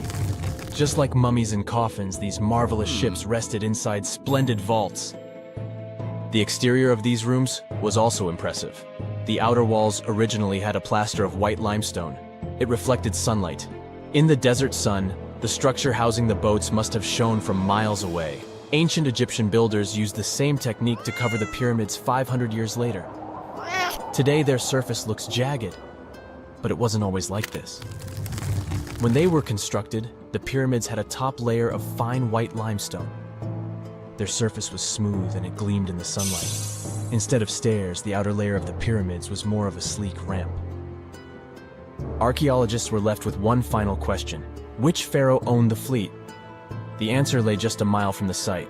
This is where the tomb of a pharaoh from the 5th dynasty rested, King Senwosret III.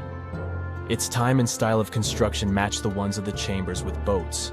The very end of his rule might explain how the boats ended up in the middle of the desert.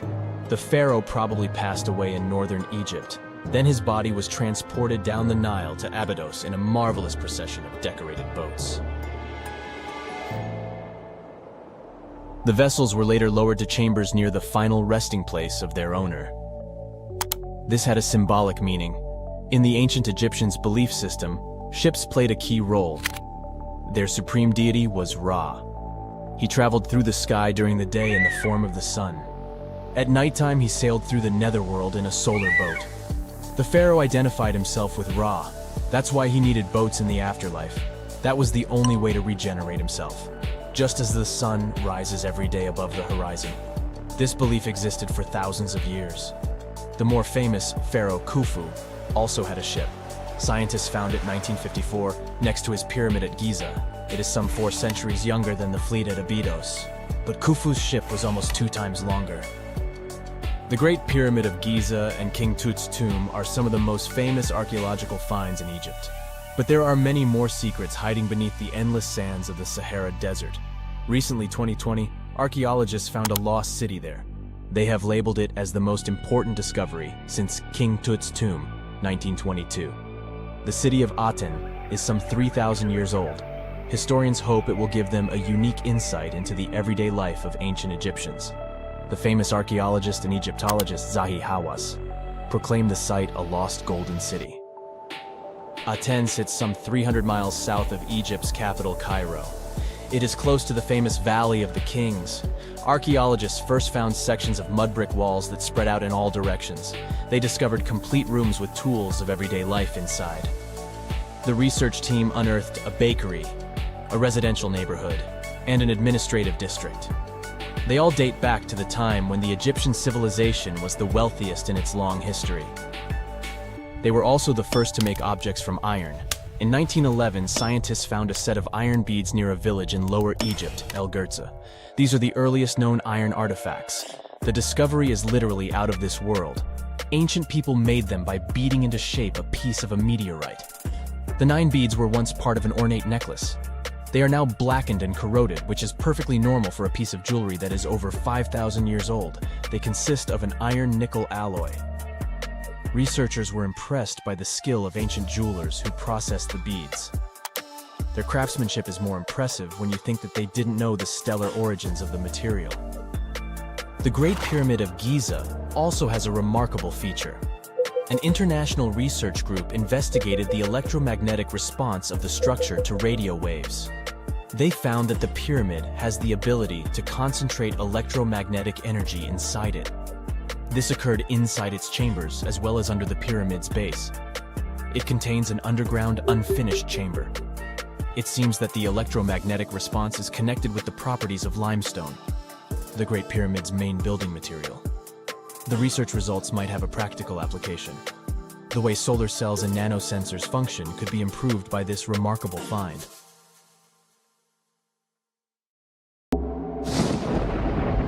There's a ship drifting somewhere in the ocean without a crew.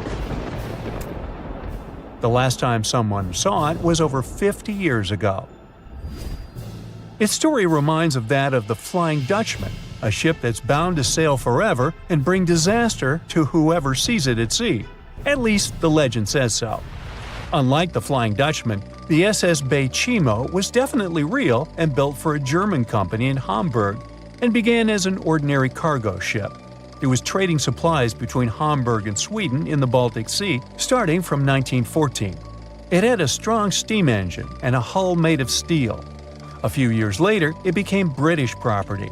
Then, in the 1920s, a Canadian company purchased it for around $18,000, a huge amount of money back then. The new owner, the Hudson's Bay Company, was actively using the ship for several years. They would often send it on voyages from its home port in Scotland to Siberia, Alaska, the Yukon, and the Northwest Territories. It also passed through the Panama Canal and even the Suez Canal, with fur pelts for sale on board. Sometimes it would also transport passengers. It had completed 9 successful voyages before this strip of good luck came to an end. Starting from the 1930s, SS Beichimo would have trouble with ice and storms. When it first got trapped in ice in October of 1931, some of the crew managed to escape to Alaska. 15 of 22 sailors decided to stay with their vessel and try to save it.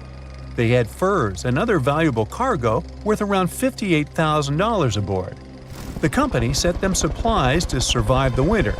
They set camp near the ship out of the hatches, tarpaulins, and other materials, and offloaded the cargo. At the end of November, a blizzard rushed through the area, and it seemed like it had taken the ship with it. The ice platform had survived, but the ship broke free. Some of the crew members were sure it had sunk. But soon after, they heard from one of the locals who had spotted their ship around 45 miles away from their camp. The crew moved on with their lives, and the ship started its journey as a runaway vessel. People would spot SS Beichimo once a year or so, all the way until 1965. It was mostly spotted off the coast of Alaska. A man going to Nome with his sled dog, along with prospectors, explorers, and treasure hunters, all claimed to have seen SS Beichimo. Someone tried to board it and take it to port, but ended up stranded on it for days because of horrible weather. Others got luckier and managed to take a whaleboat, some furniture, and other valuables from the vessel. Those who got close to the ship saw that it was damaged and missing the propeller. Still, it stayed afloat without a crew for at least 38 years and became the longest sailing ghost ship in history. In 2006, the Alaskan authorities started a project to solve the mystery of this ghost ship of the Arctic and finally find SS Beichimo, either still above or below the water. So far, the project has not been a success. SS Beichimo remains one of the estimated 4,000 ships that have disappeared off Alaskan shores. If the legend of the 17th century isn't lying, this ghost ship could be sailing somewhere along the Flying Dutchman. It belonged to the Dutch East India Company. Its captain managed to do the impossible for that time and sailed from Holland to Indonesia in only 3 months. They said he was flying over the sea, and some evil tongues explained that he had made a deal with evil forces to achieve that.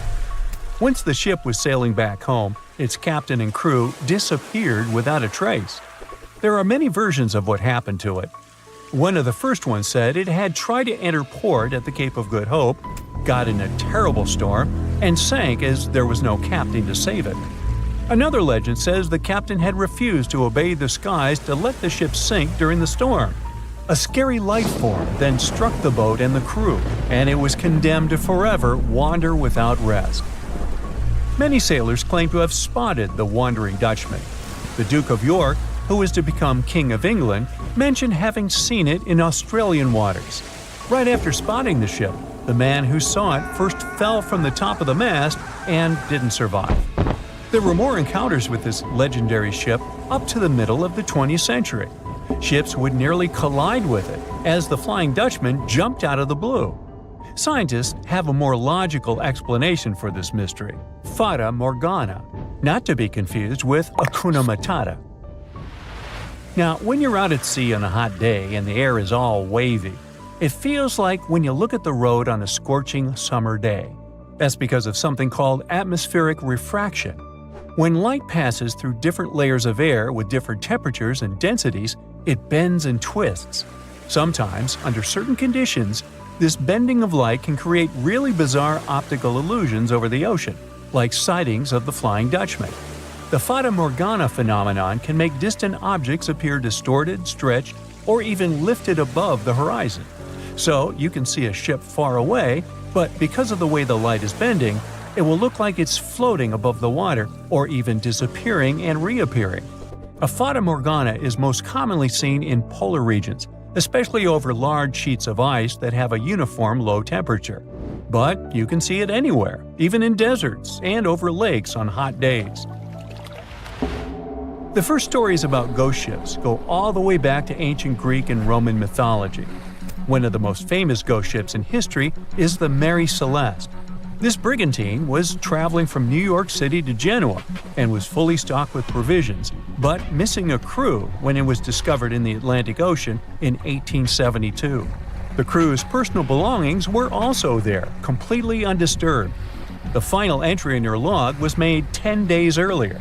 We still don't know what happened to its crew, and the ship has inspired many spooky stories and legends.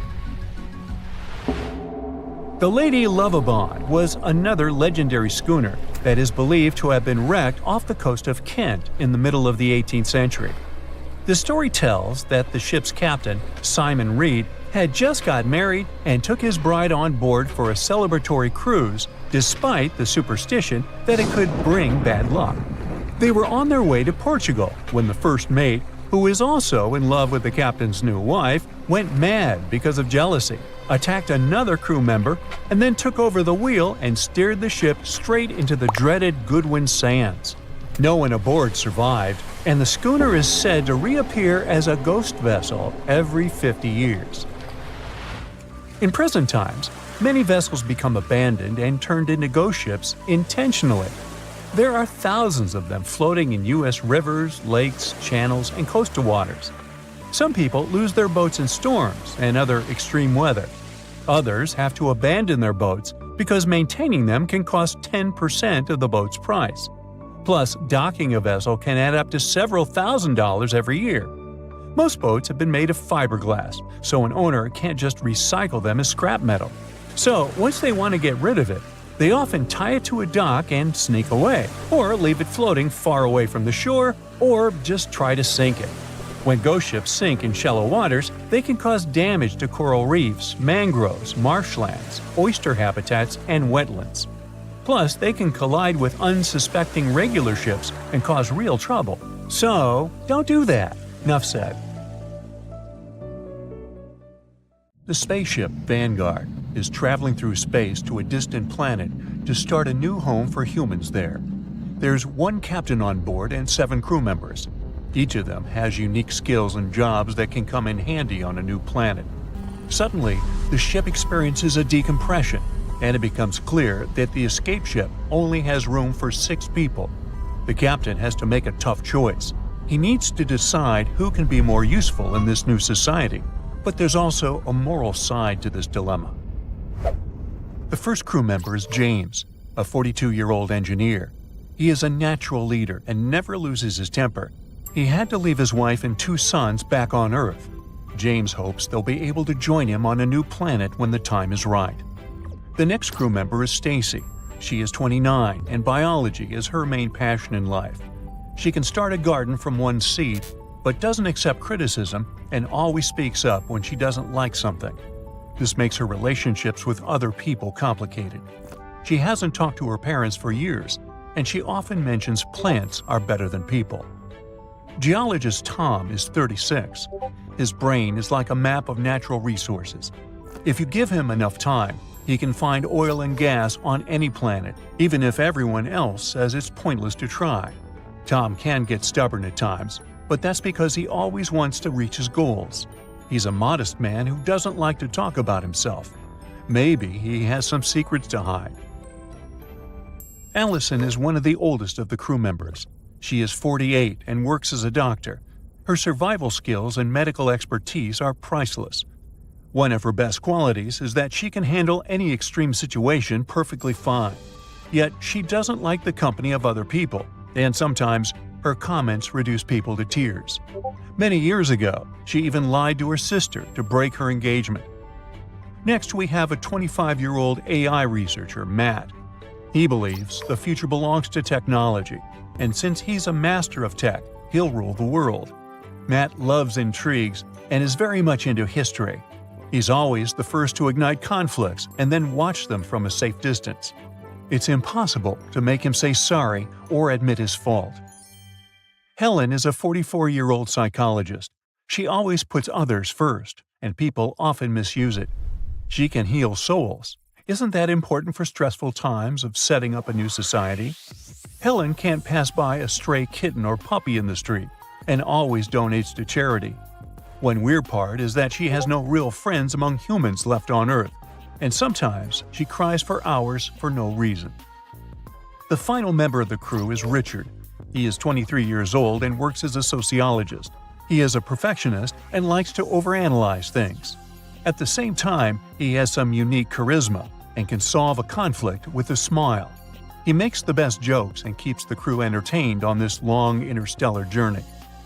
There's just 1 hour left before complete decompression. The captain needs to decide whom to leave on the doomed spaceship and whom to take to the escape vessel. He decides to ask the crew which of them deserves to be left behind. James immediately calls Stacy's name. He says, "There's nothing a smart human can't master. As an engineer, I'm sure I can find a way to grow some plants with the right technology. Stacy thinks plants are better than people, so let her stay alone with the plants." Stacy hesitates, but finally says, "Richard is a nice guy, can always make a good joke, but is it really the most necessary skill on an uninhabited planet in space?" She also mentions that they should definitely take Helen with them, because she's the best person Stacy has ever met. Tom sounds like he's happy someone has to be left behind. He says, "Allison doesn't deserve to move on to a new planet. She's the oldest, and a robot trained by Matt can easily replace her as a doctor." Allison refused to name anyone. She suddenly gets emotional and says she'd rather stay behind herself because others deserve to live more than she does. Time is running out, but the captain isn't rushing it and keeps interviewing the crew like there's no danger. It looks suspicious because he should feel bad about leaving anyone behind, but it seems he's enjoying the process and his control over it. When the captain asks Matt whom they need to leave behind, Matt suddenly asks the captain about his experience. Where did you study? What does it take to become a spaceship captain? Everyone on board knows that Matt loves a good intrigue, so they just ignore it. The captain suddenly gets nervous and says they need to wrap things up. Matt starts typing something on his onboard computer. The captain asks Helen for her opinion, and she calls Stacy's name. Stacy looks completely shocked and says, "I thought Helen and I were best friends." Richard is the last one to speak. He volunteers to stay on the spaceship. "My contribution to starting a new life in space would be the smallest out of all the crew members. Please tell my family I love them a lot." It's a heartbreaking moment for the crew. Everyone approaches Richard to say their goodbyes and thank him. The only one not joining them is Matt. The captain rushes them and says that the choice is obvious. They can go without a sociologist. Plus, he volunteered anyway. Suddenly, Matt jumps up from his computer and asks everyone to move away from the captain. "Imposter! He's an imposter!" Matt had enough time to check everything the captain told him, and it was all lies. Then he found the photo of the captain who was supposed to go on that mission, and it was not the one standing in front of them. Now it seems like the choice is obvious. The crew knows nothing about the fake captain and why he decided to lie to them and put their lives at risk. The captain goes into defensive mode and says they all have some secrets. He yells, James, who claims to be a loving husband, fell in love with Stacy and made a move on her. They had a short affair, but then she rejected him, and that's why he called her name when asked who to eliminate. The captain knows it because he overheard James threatening Stacy to do something terrible to her if she tells anyone. James then says, Helen manipulated Stacy using her psychological skills. The psychologist made Stacy believe they were best friends, and in reality, she was just making use of her. Tom was involved with some illegal activities in the past, and many people lost their homes because of him. That's why he doesn't like to talk about his past. Tom says, when Allison broke her sister's engagement, she was actually engaged to Matt. Matt got on the spaceship, hoping to take revenge on her somehow. It looks like Richard is the only one without any secrets. The crew has seconds to make the choice. The captain explains, I wanted to be on that mission in memory of my father, who was a spaceship captain. His mission failed on the way to another planet, and he didn't have a chance to evacuate. I might not have the right education to control a spaceship, but I know a lot about it from my father. He stole the real captain's ID to become part of the mission. The crew members vote and decide to leave the captain behind because he had lied to them and risked their lives for his ambitions. They can't trust him anymore, and trust is crucially important in such critical situations. Do you think they made the right decision? Let us know in the comments below. There's a stretch of water that even the most experienced explorers fear. No matter what season you choose to cross it in, you risk meeting face to face with waves that can reach as tall as the Hollywood sign. I'm talking about the Drake Passage, the waterway connecting the Pacific Ocean to the Atlantic Ocean, stretching from Cape Horn at South America's southernmost tip to Antarctica's South Shetland Islands. It's about as wide as the distance from London to Berlin and takes up to 48 hours to cross. Some sailors compare getting on the other side to going to the moon. That's how challenging it is. Even the man who discovered it, Sir Francis Drake, never sailed these waters because they seemed too dangerous to him and opted for a calmer, although longer, Strait of Magellan. The passage took the lives of around 20,000 sailors and over 800 ships. Tourists who want to see Antarctica cross the Drake Passage on a regular basis, although it's still often called the world's most terrifying ocean crossing. The Antarctic Peninsula, where travelers go, isn't really part of Antarctica itself. It sticks out and points towards South America like two fingers almost touching it. The water gets squeezed between these two land masses, making strong ocean currents. The passage is part of the Antarctic Circumpolar Current, the largest ocean current on Earth. The water rushes through the passage at a speed between 95 and 150 million cubic meters per second, which makes it rougher. And then there are winds that usually blow from west to east and are very strong between 40 and 60 degrees latitude. That's why those areas are called the Roaring Forties. furious 50s, and screaming 60s. Land slows down winds, which is why storms hitting Ireland and the UK get weaker as they move east. But Drake's latitude is the only place where winds can blow all around the Earth without being stopped by land. So they keep getting faster. These strong winds turn into huge waves that can hit ships really hard, normally around 13 to 16 feet tall. They're much higher than waves in the Atlantic.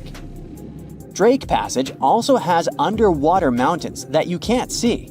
The huge current squeezes through this narrow passage and causes waves to crash against these mountains underwater. These internal waves create whirls that bring cold water up from the deep ocean. So it's not just rough on the surface, the water is wild all the way down. The first sailor managed to sail around Cape Horn and through the Drake Passage in 1616. It was a Dutch navigator, Willem Schouten, in 1616. But the most famous attempt to cross it was undertaken by Sir Ernest Henry Shackleton on his ship named Endurance. He and 27 of his men set off from South Georgia, aiming to reach Vassal Bay in Antarctica. But things didn't go as planned. On January 19, 1915, their ship got stuck in the ice. And by October, it began to sink. They camped on floating ice for 2 months before sailing lifeboats to a remote, icy place called Elephant Island. Shackleton and 5 men made a risky journey to South Georgia to get help. It took them 15 days to cross Drake Passage with hurricane winds. Finally, they arrived safely and organized a rescue for the rest of their crew. Scientists found the shipwreck of Endurance only in 2022, 10,000 feet below the water. In December of 2019, 6 fearless athletes decided to cross the Drake Passage by rowing a boat for the first time in history. It took them 12 days of non-stop rowing with a 90-minute rotation of rowers. They managed to do it, and it was probably the hardest possible way to cross the passage. The athletes mentioned it was cold, wet, and dirty, and the waves hit them like walls. The weather in the Drake Passage changes a lot, but ship captains can always see it coming and change their path. They will move the departure time to have a safety margin and not to get stuck in the middle of the passage in the worst possible conditions. Sometimes, the journey will be smooth and calm, and they call it Drake Lake. Other times, people on the ship will feel rough waves, which is called Drake Shake. Some experienced captains who often cross the passage say that the Drake Lake effect happens once in every 10 crossings, and they see the Drake Shake once or twice in every 10 journeys. A schooner or a kayak will probably not survive the journey among giant waves, but modest vessels and cruise ships have sturdy hulls and advanced stabilizing mechanisms. So, the journey isn't that dangerous anymore, but still, it's quite an adventure, especially if you're seasick. If you don't feel like risking it but want to travel from the Pacific Ocean to the Atlantic Ocean by water the fast way, the Panama Canal is waiting for you. People first started thinking about making a water path across Panama in the 16th century. Back then, a Spanish explorer found out that only a thin piece of land separated the two oceans. But it seemed impossible to build it because of the mountains and thick jungle, so the idea had to wait a couple of centuries. Finally, in 1880, France, led by the man who built the Suez Canal in Egypt, tried to make the canal. But the people who started the construction soon found out it was much harder than it looked on a map. The land in Panama was one of the toughest and most dangerous places to dig a big waterway. Workers had to literally move huge mountains in a jungle full of snakes, where it was really hot and rainy. During the wet season, heavy rain turned rivers into wild rapids and soaked the workers. Sometimes, they didn't see the sun for 2 weeks, and their clothes stayed wet all the time. Big rocks were falling, and tiny mosquitoes that carried malaria made people very sick. And then, an earthquake happened on top of everything. They were losing thousands of people. That's why France decided to abandon the project after 7 years. Then, the United States bought the French assets in the canal zone and finished it by 1914. It cost the US around $375 million. The 50-mile-long passage of water saves ships traveling between New York and San Francisco 7,872 miles. Around 14,000 ships use it every year and pay around $1.8 million in tolls. So it looks like it all paid off. Another challenging waterway in this part of the world is the Amazon River. It's around 4,300 miles long and flows through 3 countries with over 30 million people living in its basin. But there isn't a single bridge across it. The river has many marshes and soft soils, so engineers would need to build very long bridges and very deep foundations, which costs a lot of money. Building bridges over deep water is tough, but in other places in the world, engineers can use things like floating platforms to help. The river's path and water levels change a lot during the year. During the dry season from June to November, the river is usually 2 to 6 miles wide. But in the wet season from December to April, the river can become as wide as 30 miles. And the water level can rise by 50 feet. That's why they can't build floating bridges or pontoons. The riverbanks are made of soft dirt that moves and erodes with the seasons, and it makes things even harder. It would have to be an absolutely unique project to overcome all these challenges. Luckily, there's no pressing need for a bridge across the Amazon right now. The river mostly goes through areas that are sparsely populated, so there aren't so many major roads to be connected by bridges. The year was 1865. It was a boom of migration worldwide, with novel places discovered and new settlements created. Without planes like we have now, a ship was the only way to escape from the old life and journey towards a new, hopefully brighter future. So, a voyage like that was quite a regular thing to do. More than 500 immigrants safely reached Queensland, and the ship was supposed to head back to London sometime later. It was indeed a long journey, but not many people were willing to return to England. After all, they had chosen to come to Australia to create a brand new life, so it was only natural that the ship would come back nearly empty. However, the return trip was still quite lucrative, thanks to the cargo the ship would carry. The amount of produce ready to be shipped was substantial, primarily consisting of wool soaked in arsenic, tallow, and hides. It was 2 birds with 1 stone. Not only could the crew wait out the winter, warm in Australia, while England endured bitter cold, but they also wouldn't waste their time. With the sheer volume of produce to be loaded, it would take them around 3 months to accomplish this task. Reports were circulating that the Fiery Star was almost done loading up, but it turned out that the assessment was a bit too optimistic. To pass the time, Captain Ewell thought it would be a good idea to reach out to the Acclimatization Society and offer to help transport any animals they wanted to send to England on the Fiery Star. He already had some emus and kangaroos on board, but there was still room. The society held a vote, and they were totally on board, pun intended, with Captain Ewell's idea. They figured sending some taligalas would be a great plan. Even though a few of these birds were already in England, the French Society needed a couple, and they could get them shipped there through England. Little did the crew know that all this cargo, all the produce they were willing to sell in England, would ultimately lead to the ship's destruction. Not only was the Fiery Star lost, but most of the people on board did not survive to complete the voyage. March 23rd. That was the day when the ship manifest was finally published. A manifest is a list that details the cargo, passengers, and crew of a ship, plane, or vehicle, primarily for customs officials. This document helps those involved in the transport verify that everyone and everything that was loaded is still on board when the vehicle reaches its destination. Once it's published, it means the ship is almost ready to depart. There were 3 possible ways of passenger accommodation. First, there was the saloon, the antiquated name for first class. Next, there was the second cabin, which is, logically, second class. Finally, there was the steerage, the cheapest form of passenger accommodation on a ship. Back in the 19th and early 20th centuries, many people traveled from their homelands, often to North America and Australia, looking for a fresh start. Most of them were poor and had limited funds for travel.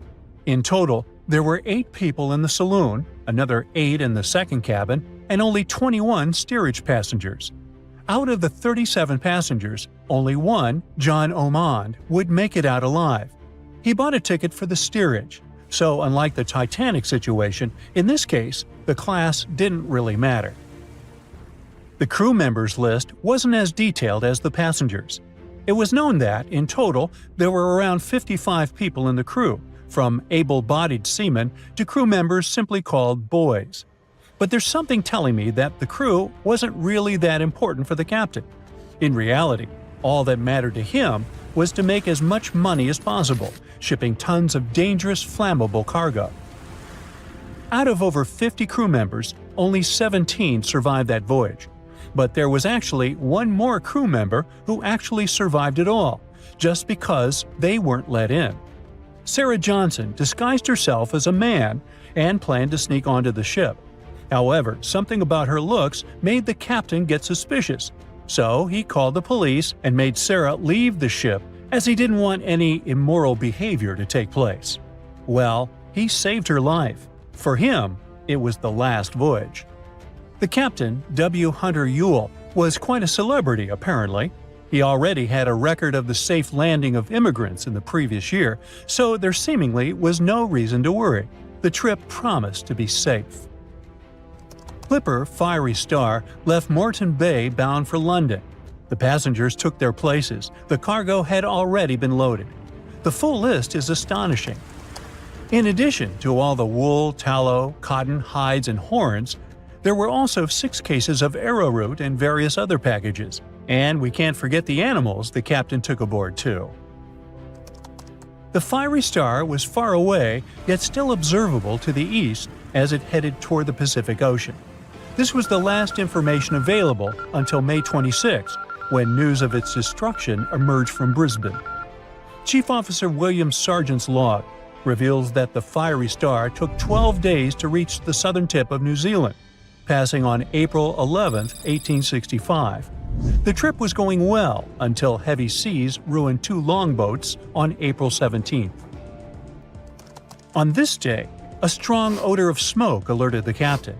When he checked, he found the lower hold completely filled with smoke from a fire fueled by the ship's flammable cargo.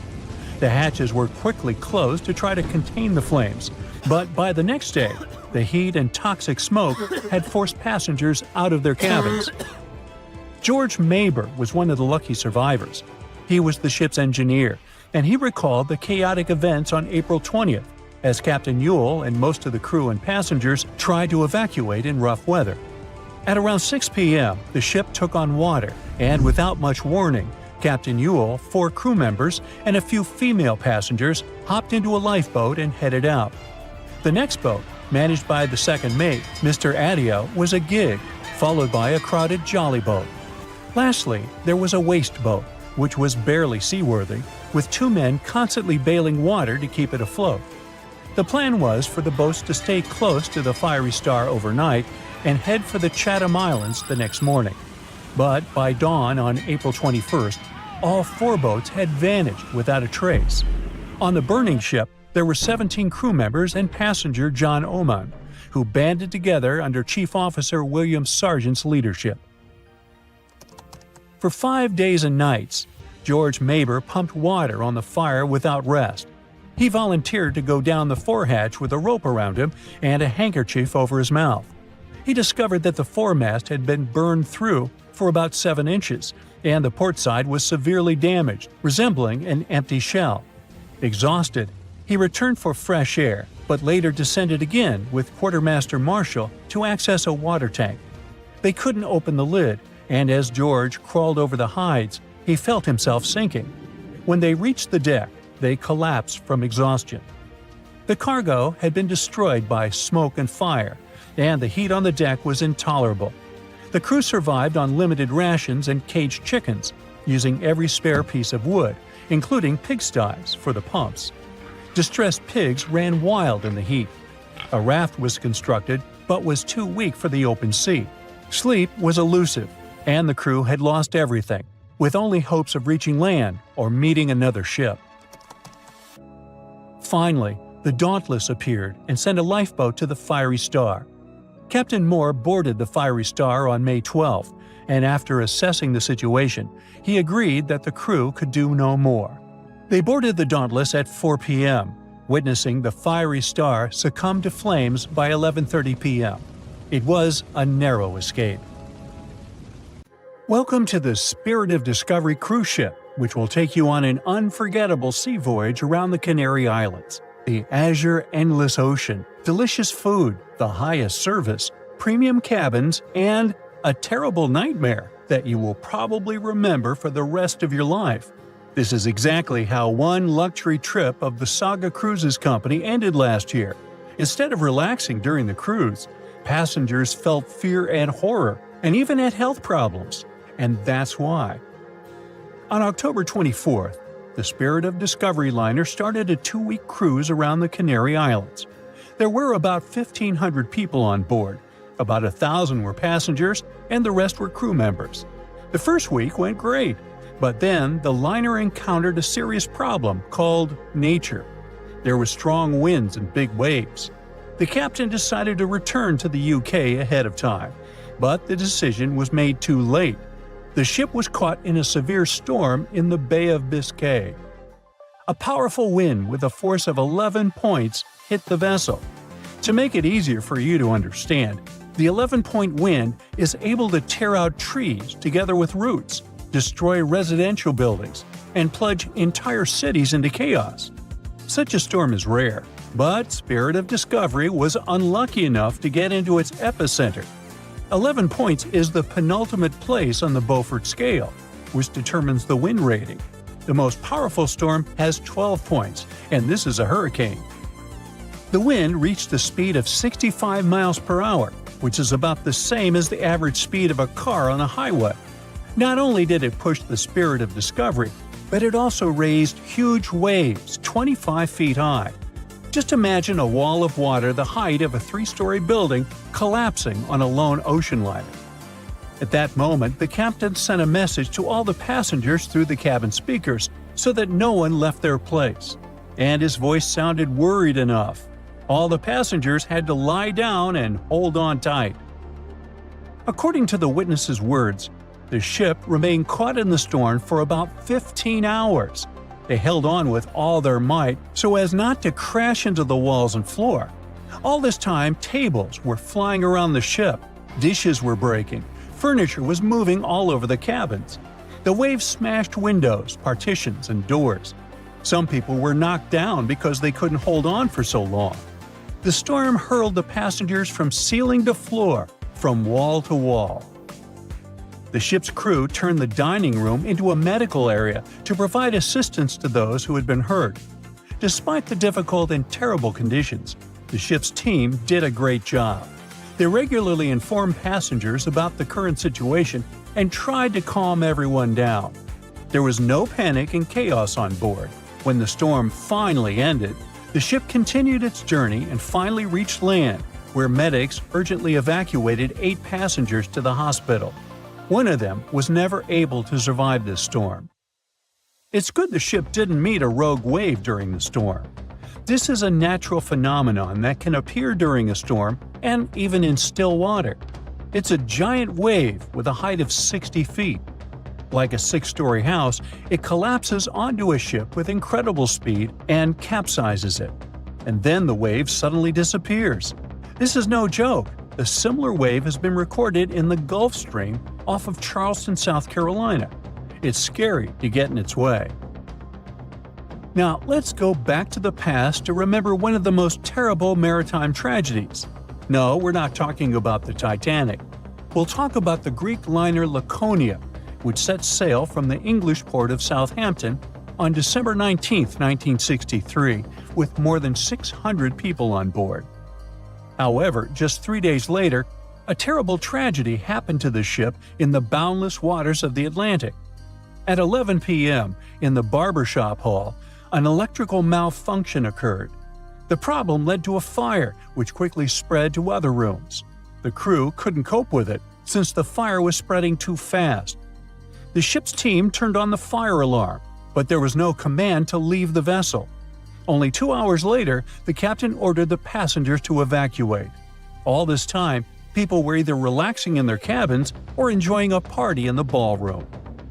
The crew was probably trying to put out the fire without causing panic.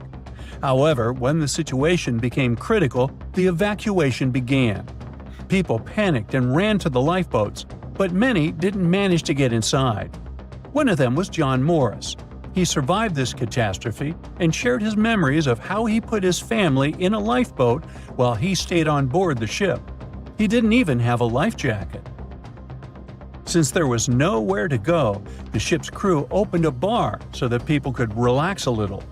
However, at that moment, boilers began to explode inside the ship, and it became clear the vessel wouldn't stay afloat for too long. John Morris decided to jump into the water right in his tuxedo. As soon as he was overboard, he grabbed onto a piece of wooden deck cargo and swam as far away from the ship as he could.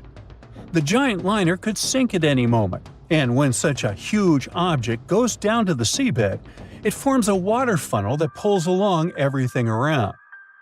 Rescuers arrived at the scene sometime later. Fortunately, John Morris's pregnant wife and young son were alive, but his mother-in-law unfortunately didn't survive the disaster, like many other people that day. Of course, after this incident, the Greek Ministry of Merchant Marine initiated a thorough investigation. For 2 years, they collected information from passengers and the captain, studied the technical characteristics of the ship, and eventually came to certain conclusions. According to them, the ship's crew gave the evacuation order too late. Not all passengers were able to get into lifeboats, but half of those boats remained on board because of the chaos that prevailed during the evacuation. Several officers of the liner were accused of negligence, but the captain and his first mate received the most criticism. As for John Morris, he stated that he felt himself under protection that day. Another unusual story happened on a cruise ship relatively recently. Spoiler alert, the ship didn't sink, there was no evacuation, and the weather was good. However, for many passengers, this journey became a real challenge. Imagine that you've been working for a long time and saving up money to go on your dream trip on the Celebrity Mercury cruise ship in the Caribbean. You arrive in South Carolina, from where the ship begins its journey. You get on board, looking forward to a week's rest. At first, everything is fine. People are having fun, chefs are cooking delicious dishes, and beautiful daytime landscapes turn into night parties. But then suddenly, many passengers start throwing up. Someone is in a hurry to go to the toilet, and someone stays and vomits right in the halls. The cruise turns into chaos. More and more people feel terrible because of unknown poisoning. You also visited the restaurant and eaten seafood, but fortunately, the disease has avoided you, which can't be said for more than 400 other passengers. Almost every 1 in 4 people on board face gastrointestinal problems. There were almost 2,000 people, and a quarter of them are in bad condition.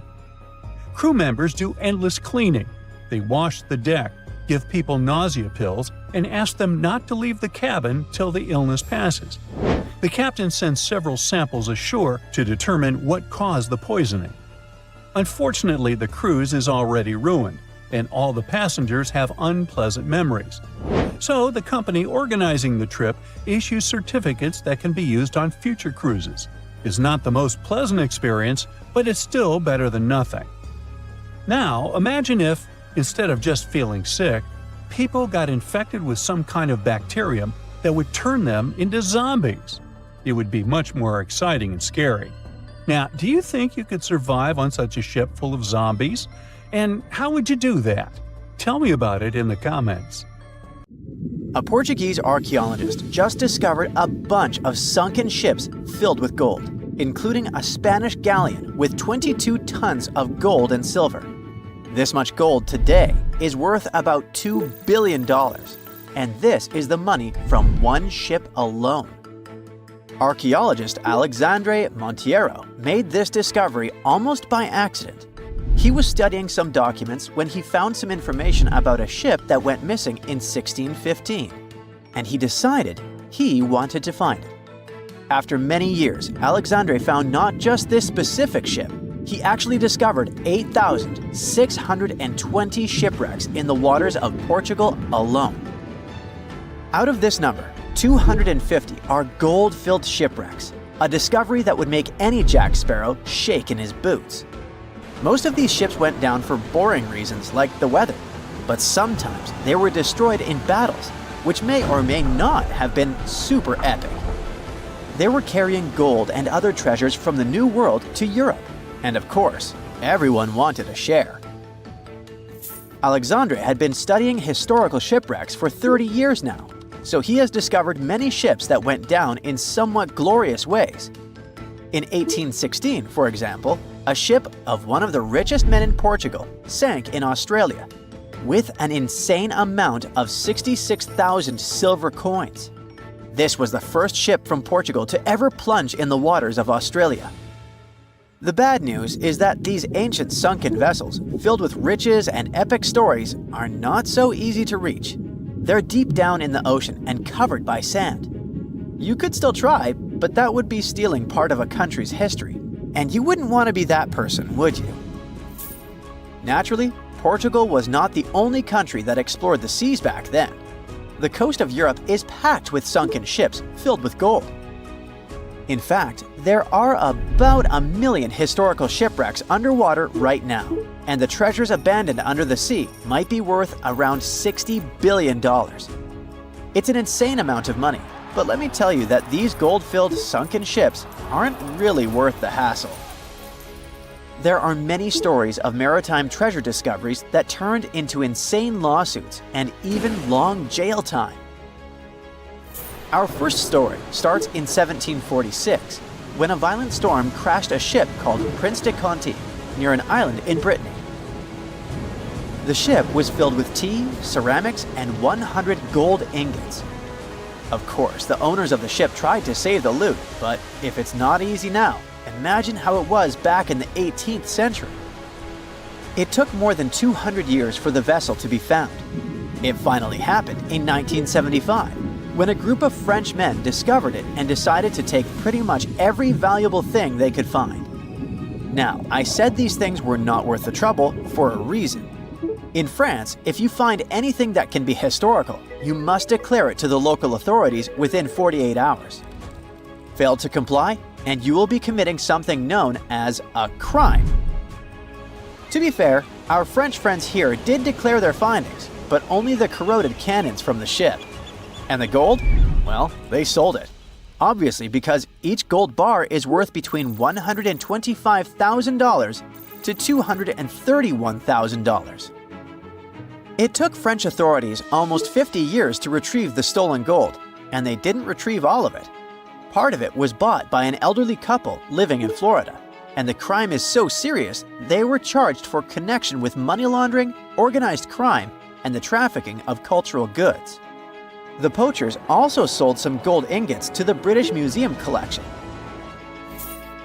Now, let's go back to the 1850s, when a steamer called SS Central America traveled from Panama to California and back again. This was during the Californian Gold Rush, a time when 300,000 people moved to California to dig for gold.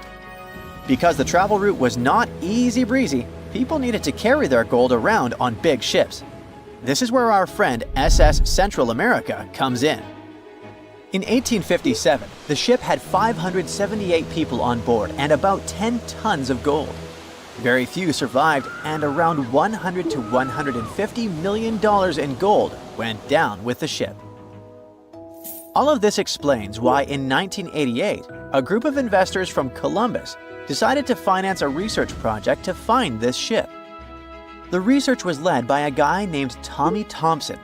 Tommy was really crazy about the idea of finding this sunken ship filled with gold. It took him years to find the exact location of the SS Central America, especially because the ship was 7,500 feet beneath the surface of the Atlantic Ocean, and retrieving it required a lot of fancy tech. A group of 161 investors paid for his adventure, but it goes without saying that they were not doing this out of love from their hearts. They invested $12.5 million in this project because they were expecting to earn at least 10 times more. But since life is not all sunshine and rainbows, 39 insurance companies sued the research team as soon as they retrieved the gold. Back when the ship was up and running, these companies insured the cargo of the SS Central America, and when the cargo was finally retrieved, more than 100 years later, they wanted to be compensated. They said it was not their job to retrieve it, but that doesn't mean they abandoned it. This crazy talk didn't stick, and 92% of the gold was given to the research team. The plot thickened when the investors were scammed by none other than Tommy Thompson, who fled with $4.16 million. He also had 500 gold coins, but he's not telling a soul where they are.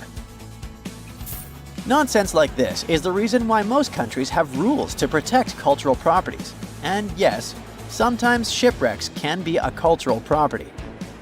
Obviously, there are many maritime treasure discoveries that happen without breaking any laws. The SS City of Cairo, for example, was a steamship that submerged in 1929 with 2,000 boxes of silver coins weighing 122 tons. A company called Deep Ocean Search retrieved the coins from a depth of 17,000 feet, which is 4,500 feet lower than the Titanic. 34 million pounds went to the UK Treasury, and the Deep Ocean Search also got a share. The good news here is that some of the coins can be bought by collectors, legally. Paying for a treasure is probably the closest you can get to an underwater archaeology find. I know, all I did was destroy your piracy dreams. But while raiding gold-filled shipwrecks may be a crime in most countries, or just financially impossible for us mere mortals, not all hope is lost. There is about $771 trillion worth of gold lying on the ocean floor, and it doesn't have an owner. It's like an underwater gold mine, except the gold is in the water. You know how the water of the ocean is salty? Well, the gold gets mixed with the minerals in the water, so it's not like you stumble upon a gold nugget on the beach. Each liter of ocean water has 13 billionths of a gram of gold, and it's very difficult to extract such tiny particles of gold from the water. But that doesn't mean people haven't tried, and of course, there's been a scam here too.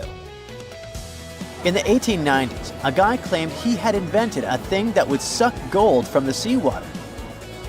When he got enough money, he fled the country with the cash. If you really want to get some gold, you could try to extract it from the Earth's core, which has 1.6 quadrillion tons of gold. There's 16 times more gold in the Earth's core than what humans have mined in the whole of history. No hoax involved here, because nobody has dared to go down there yet. With archaeologists discovering gold-filled sunken ships out and about, maybe we can make our own maritime treasure discoveries, or at least save enough money to buy some silver coins. A ship filled with gold and other treasures worth over $13 million was found in the middle of the Namibian desert after almost 500 years. The worker who found it was actually looking for diamonds, but ended up with something way more valuable for history. There were some blocks of copper, some wood, pipes, and elephant tusks. The miners called for an archaeologist, who soon realized it wasn't a disturbed beach like they thought, but a shipwreck. All evidence showed that it was a Portuguese trading vessel, Bom Jesus, that went missing in the 16th century. Experts believe it was a special kind of ship that was bigger, stronger, and better than older ships from Portugal and Spain. These ships were built to take Portuguese explorers on long trips to distant places like India, China, and Japan, and come back with tons of cargo. The Bom Jesus was likely carrying treasures from Lisbon, Portugal, to Western India. But it looks like on its way around the southern tip of Africa, near Namibia, a big storm pushed the ship too close to the shore. The ship hit a rock, tipped over, and broke apart, sinking into the ocean. Archaeologists found treasure from the captain's chest under the water, which probably fell out when the ship's wooden hull broke. They also found pieces of the ship scattered along the shore, likely from the violent storm and later by construction in the area. The storm must have been very fierce, but they didn't find many bones, which means most of the crew may have survived or were lost at sea. The ship was split into 3 sections and incredibly well preserved, thanks to the thick layers of sand that covered it and prevented rot. Archaeologists who studied the wreck discovered over 40 tons of cargo. There were cannons, swords, blocks of metal like lead and tin, fabrics, and tools that sailors used to navigate the stars while traveling across the ocean. The most exciting discovery was 1,845 copper ingots, weighing as much as 16 to 17 tons altogether. Those copper ingots, or pieces of pure metal, are still in great condition because the hull of the ship and layers of sand protected them from ocean water. The scientists even managed to read the trademarks on them on site and learned they were made by a super wealthy German trading company. There were also more than 2,000 shiny gold and silver coins from different countries, and 105 enormous elephant tusks weighing about 2 tons. The tusks were likely supposed to become luxury items, like jewelry or carvings at the destination.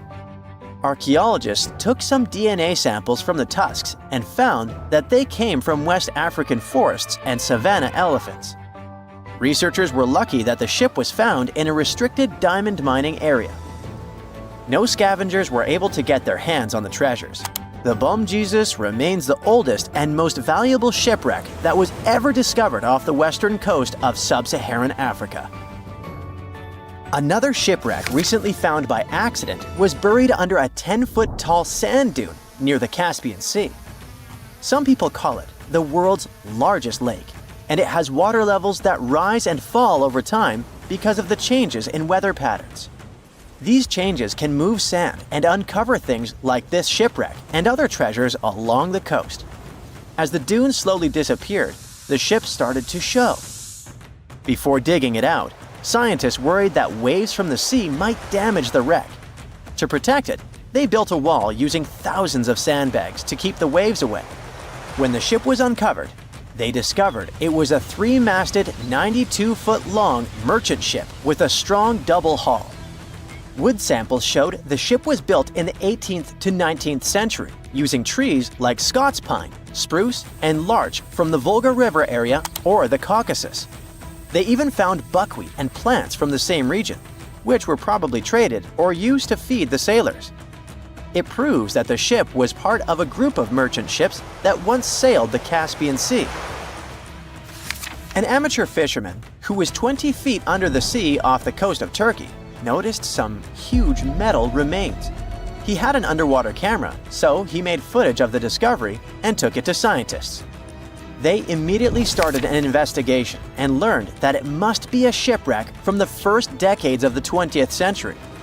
It could be one of the Ottoman Empire ships that had an important mission to deliver supplies, but disappeared without a trace.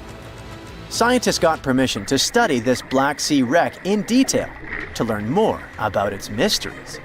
They're hoping to find its shipyard documents to find some answers, as the ship itself is in terrible condition and is tricky to work with. Robot submersibles that belong to an oil and gas company noticed hundreds of intact ancient storage jars sitting on the seabed in the eastern Mediterranean. Experts think those jars are 3,300 years old. This makes the find the oldest shipwreck from the deep sea. The jugs were probably used to store oil or other agricultural products like fruit. This proves that the people who made them organized maritime trade and had incredible navigational skills. It looks like the ancient mariners managed to traverse the Mediterranean Sea without a line of sight to any coast. All they could see was the horizon, so they must have used the sun and other stars to find their way. Off the coast of Sicily, under 20 feet of sand and rock, archaeologists found a shipwreck so old that they aren't even sure what materials were used to build it. They think the ship is from the 5th or 6th century BCE, which means it's over 2,500 years old. This ancient ship wasn't alone. Researchers also found 2 iron anchors shaped like an upside-down T from around the 7th century of the Common Era, and 4 stone anchors from prehistoric times nearby. One of the stone anchors was broken and may have had wooden pieces attached to help it hold on to the seafloor. They figured out that the ship itself was built using the on-shell technique. The wooden planks of the ship were connected so tightly that they could support the ship on their own, with extra beams added just to make it stronger. Sadly, the ship's wooden hull is very fragile now because tiny sea creatures that eat wood have damaged it over the years. Scientists are being extra careful as they study it to make sure it doesn't fall apart. This discovery is such a big deal because it was built during a time when Sicily was super important for trade.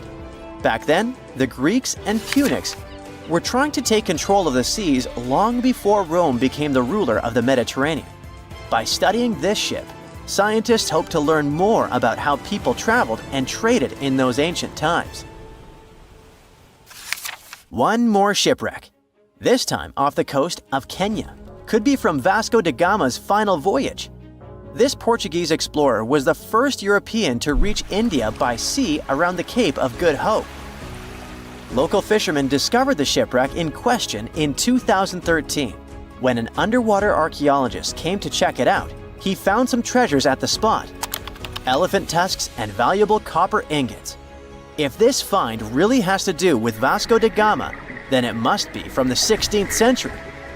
It was the year of his third and final voyage to India. Da Gama led a huge fleet of 20 ships, one of which was the São Jorge. Most of the ship is hidden under layers of coral, and a whole team of scientists are carefully digging trenches to find parts of the ship's wooden frame and hull. It has recently become a popular location for many tourists looking for the perfect place to get away from it all. If you're lucky enough to catch a sunny day here, it's like no other, I can assure you. Chances are, you'll end up having loads of foggy days, but let's be honest, they have a special allure of their own. This enchanting smile-shaped island is called Sable Island. It's located 190 miles from mainland Nova Scotia. It wasn't accessible to the general public until 2013. That's when it was added to the list of National Parks of Canada. You can get here either by plane or by water. But what's so enchanting about this place anyway? There must be something since the yearly tourist count is growing every year. Firstly, there's a spectacular number of wild horses here. There are between 200 and 500 horses roaming free all over the island. There's also a large population of gray seals. The place is also the only breeding location of a rare bird species called the Ipswich sparrow. If you're already considering a trip here, there are some things you need to know first. Remember that fog I mentioned earlier? Well, it turns out that Sable Island is the foggiest place in the Canadian Maritimes. I'm talking about approximately 127 foggy days each year. During such days, Sable Island literally disappears underneath a thick layer of fog. You won't be able to explore the place on your own either. The local regulations state that visitors need to travel within a group, and they also need to keep a 197-foot distance from the wildlife they can encounter here. As charming as this place may be, it holds a dark secret hidden beneath the sandy dunes, and it has nothing to do with beautiful creatures living here or the island's unique vegetation. Apart from being known from its horses and seals, Sable Island is infamous for an overwhelming number of shipwrecks. Over the years, about 350 ships have ended their lives here, on these sandbars. When survivors described their experiences, they usually mentioned harsh weather conditions near this mysterious island. The island also made its way into literature when it was described in a book called The Perfect Storm, which was written by Sebastian Junger and published in 1997. The book was so successful that it was later adapted for the big screen in 2000, with George Clooney playing the leading role. The first recorded shipwreck near Sable Island dates back to 1583. The boat was named the HMS Delight and was under the command of British adventurer and explorer Sir Humphrey Gilbert. Only 17 people managed to survive the catastrophe by escaping in a small boat. Records mention that they spent 7 days at sea before reaching the shores of Newfoundland. In 1884, another vessel named the Nicosia struggled in the thick fog as well. The ship was completely destroyed, but fortunately, all 18 crew members managed to survive. The captain's son was almost lost at sea when a lifeboat capsized when he was climbing into it. He somehow managed to stay underneath the lifeboat, which was completely submerged. When this lifeboat righted, he eventually emerged from the water and was rescued for the second time. The years between 1947 and 1999 were relatively quiet on the island. In 1999, though, a yacht called the Merrimack ran aground near the shore of the island at about 2 a.m. on July 27th. The 40-foot fiberglass boat had a crew of only 3 people. Natural gas exploration workers, who were luckily not far away, rescued them. The crew managed to fly safely to Halifax the next day. The owner of the Merrimack tried to recover his boat by hiring local fishermen. Unfortunately, this operation was unsuccessful, since only the fittings of the yacht were eventually saved. It took no more than 6 weeks for the sand and waves to crush and completely break up the hull of the Merrimack. So what is it about this place that's so dangerous for boats? Does it have anything to do with the weather? Or maybe there's other forces at play? The explanation turns out to be a bit more complex, and it wasn't easy to figure out, at least not way back in the 1500s. First of all, the island is located close to one of the world's richest fishing grounds. Since it's also near one of the major shipping routes between Europe and North America, hundreds of vessels sail past it each year. The likelihood of shipwreck increases when there are so many boats roaming around the area. Sable Island is also in the way of most of the storms that move up the Atlantic coast of North America. It's no surprise that boats often get hurtled straight onto the shores of this island.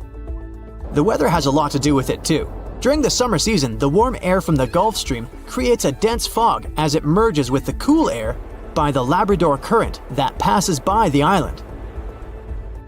Other currents don't help the matter.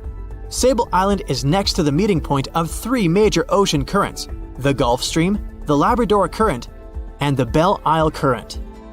Since the 1950s, radars and other modern navigation tools have been used on commercial vessels as well. Up until then, the sextant was the main instrument used to figure out a ship's location.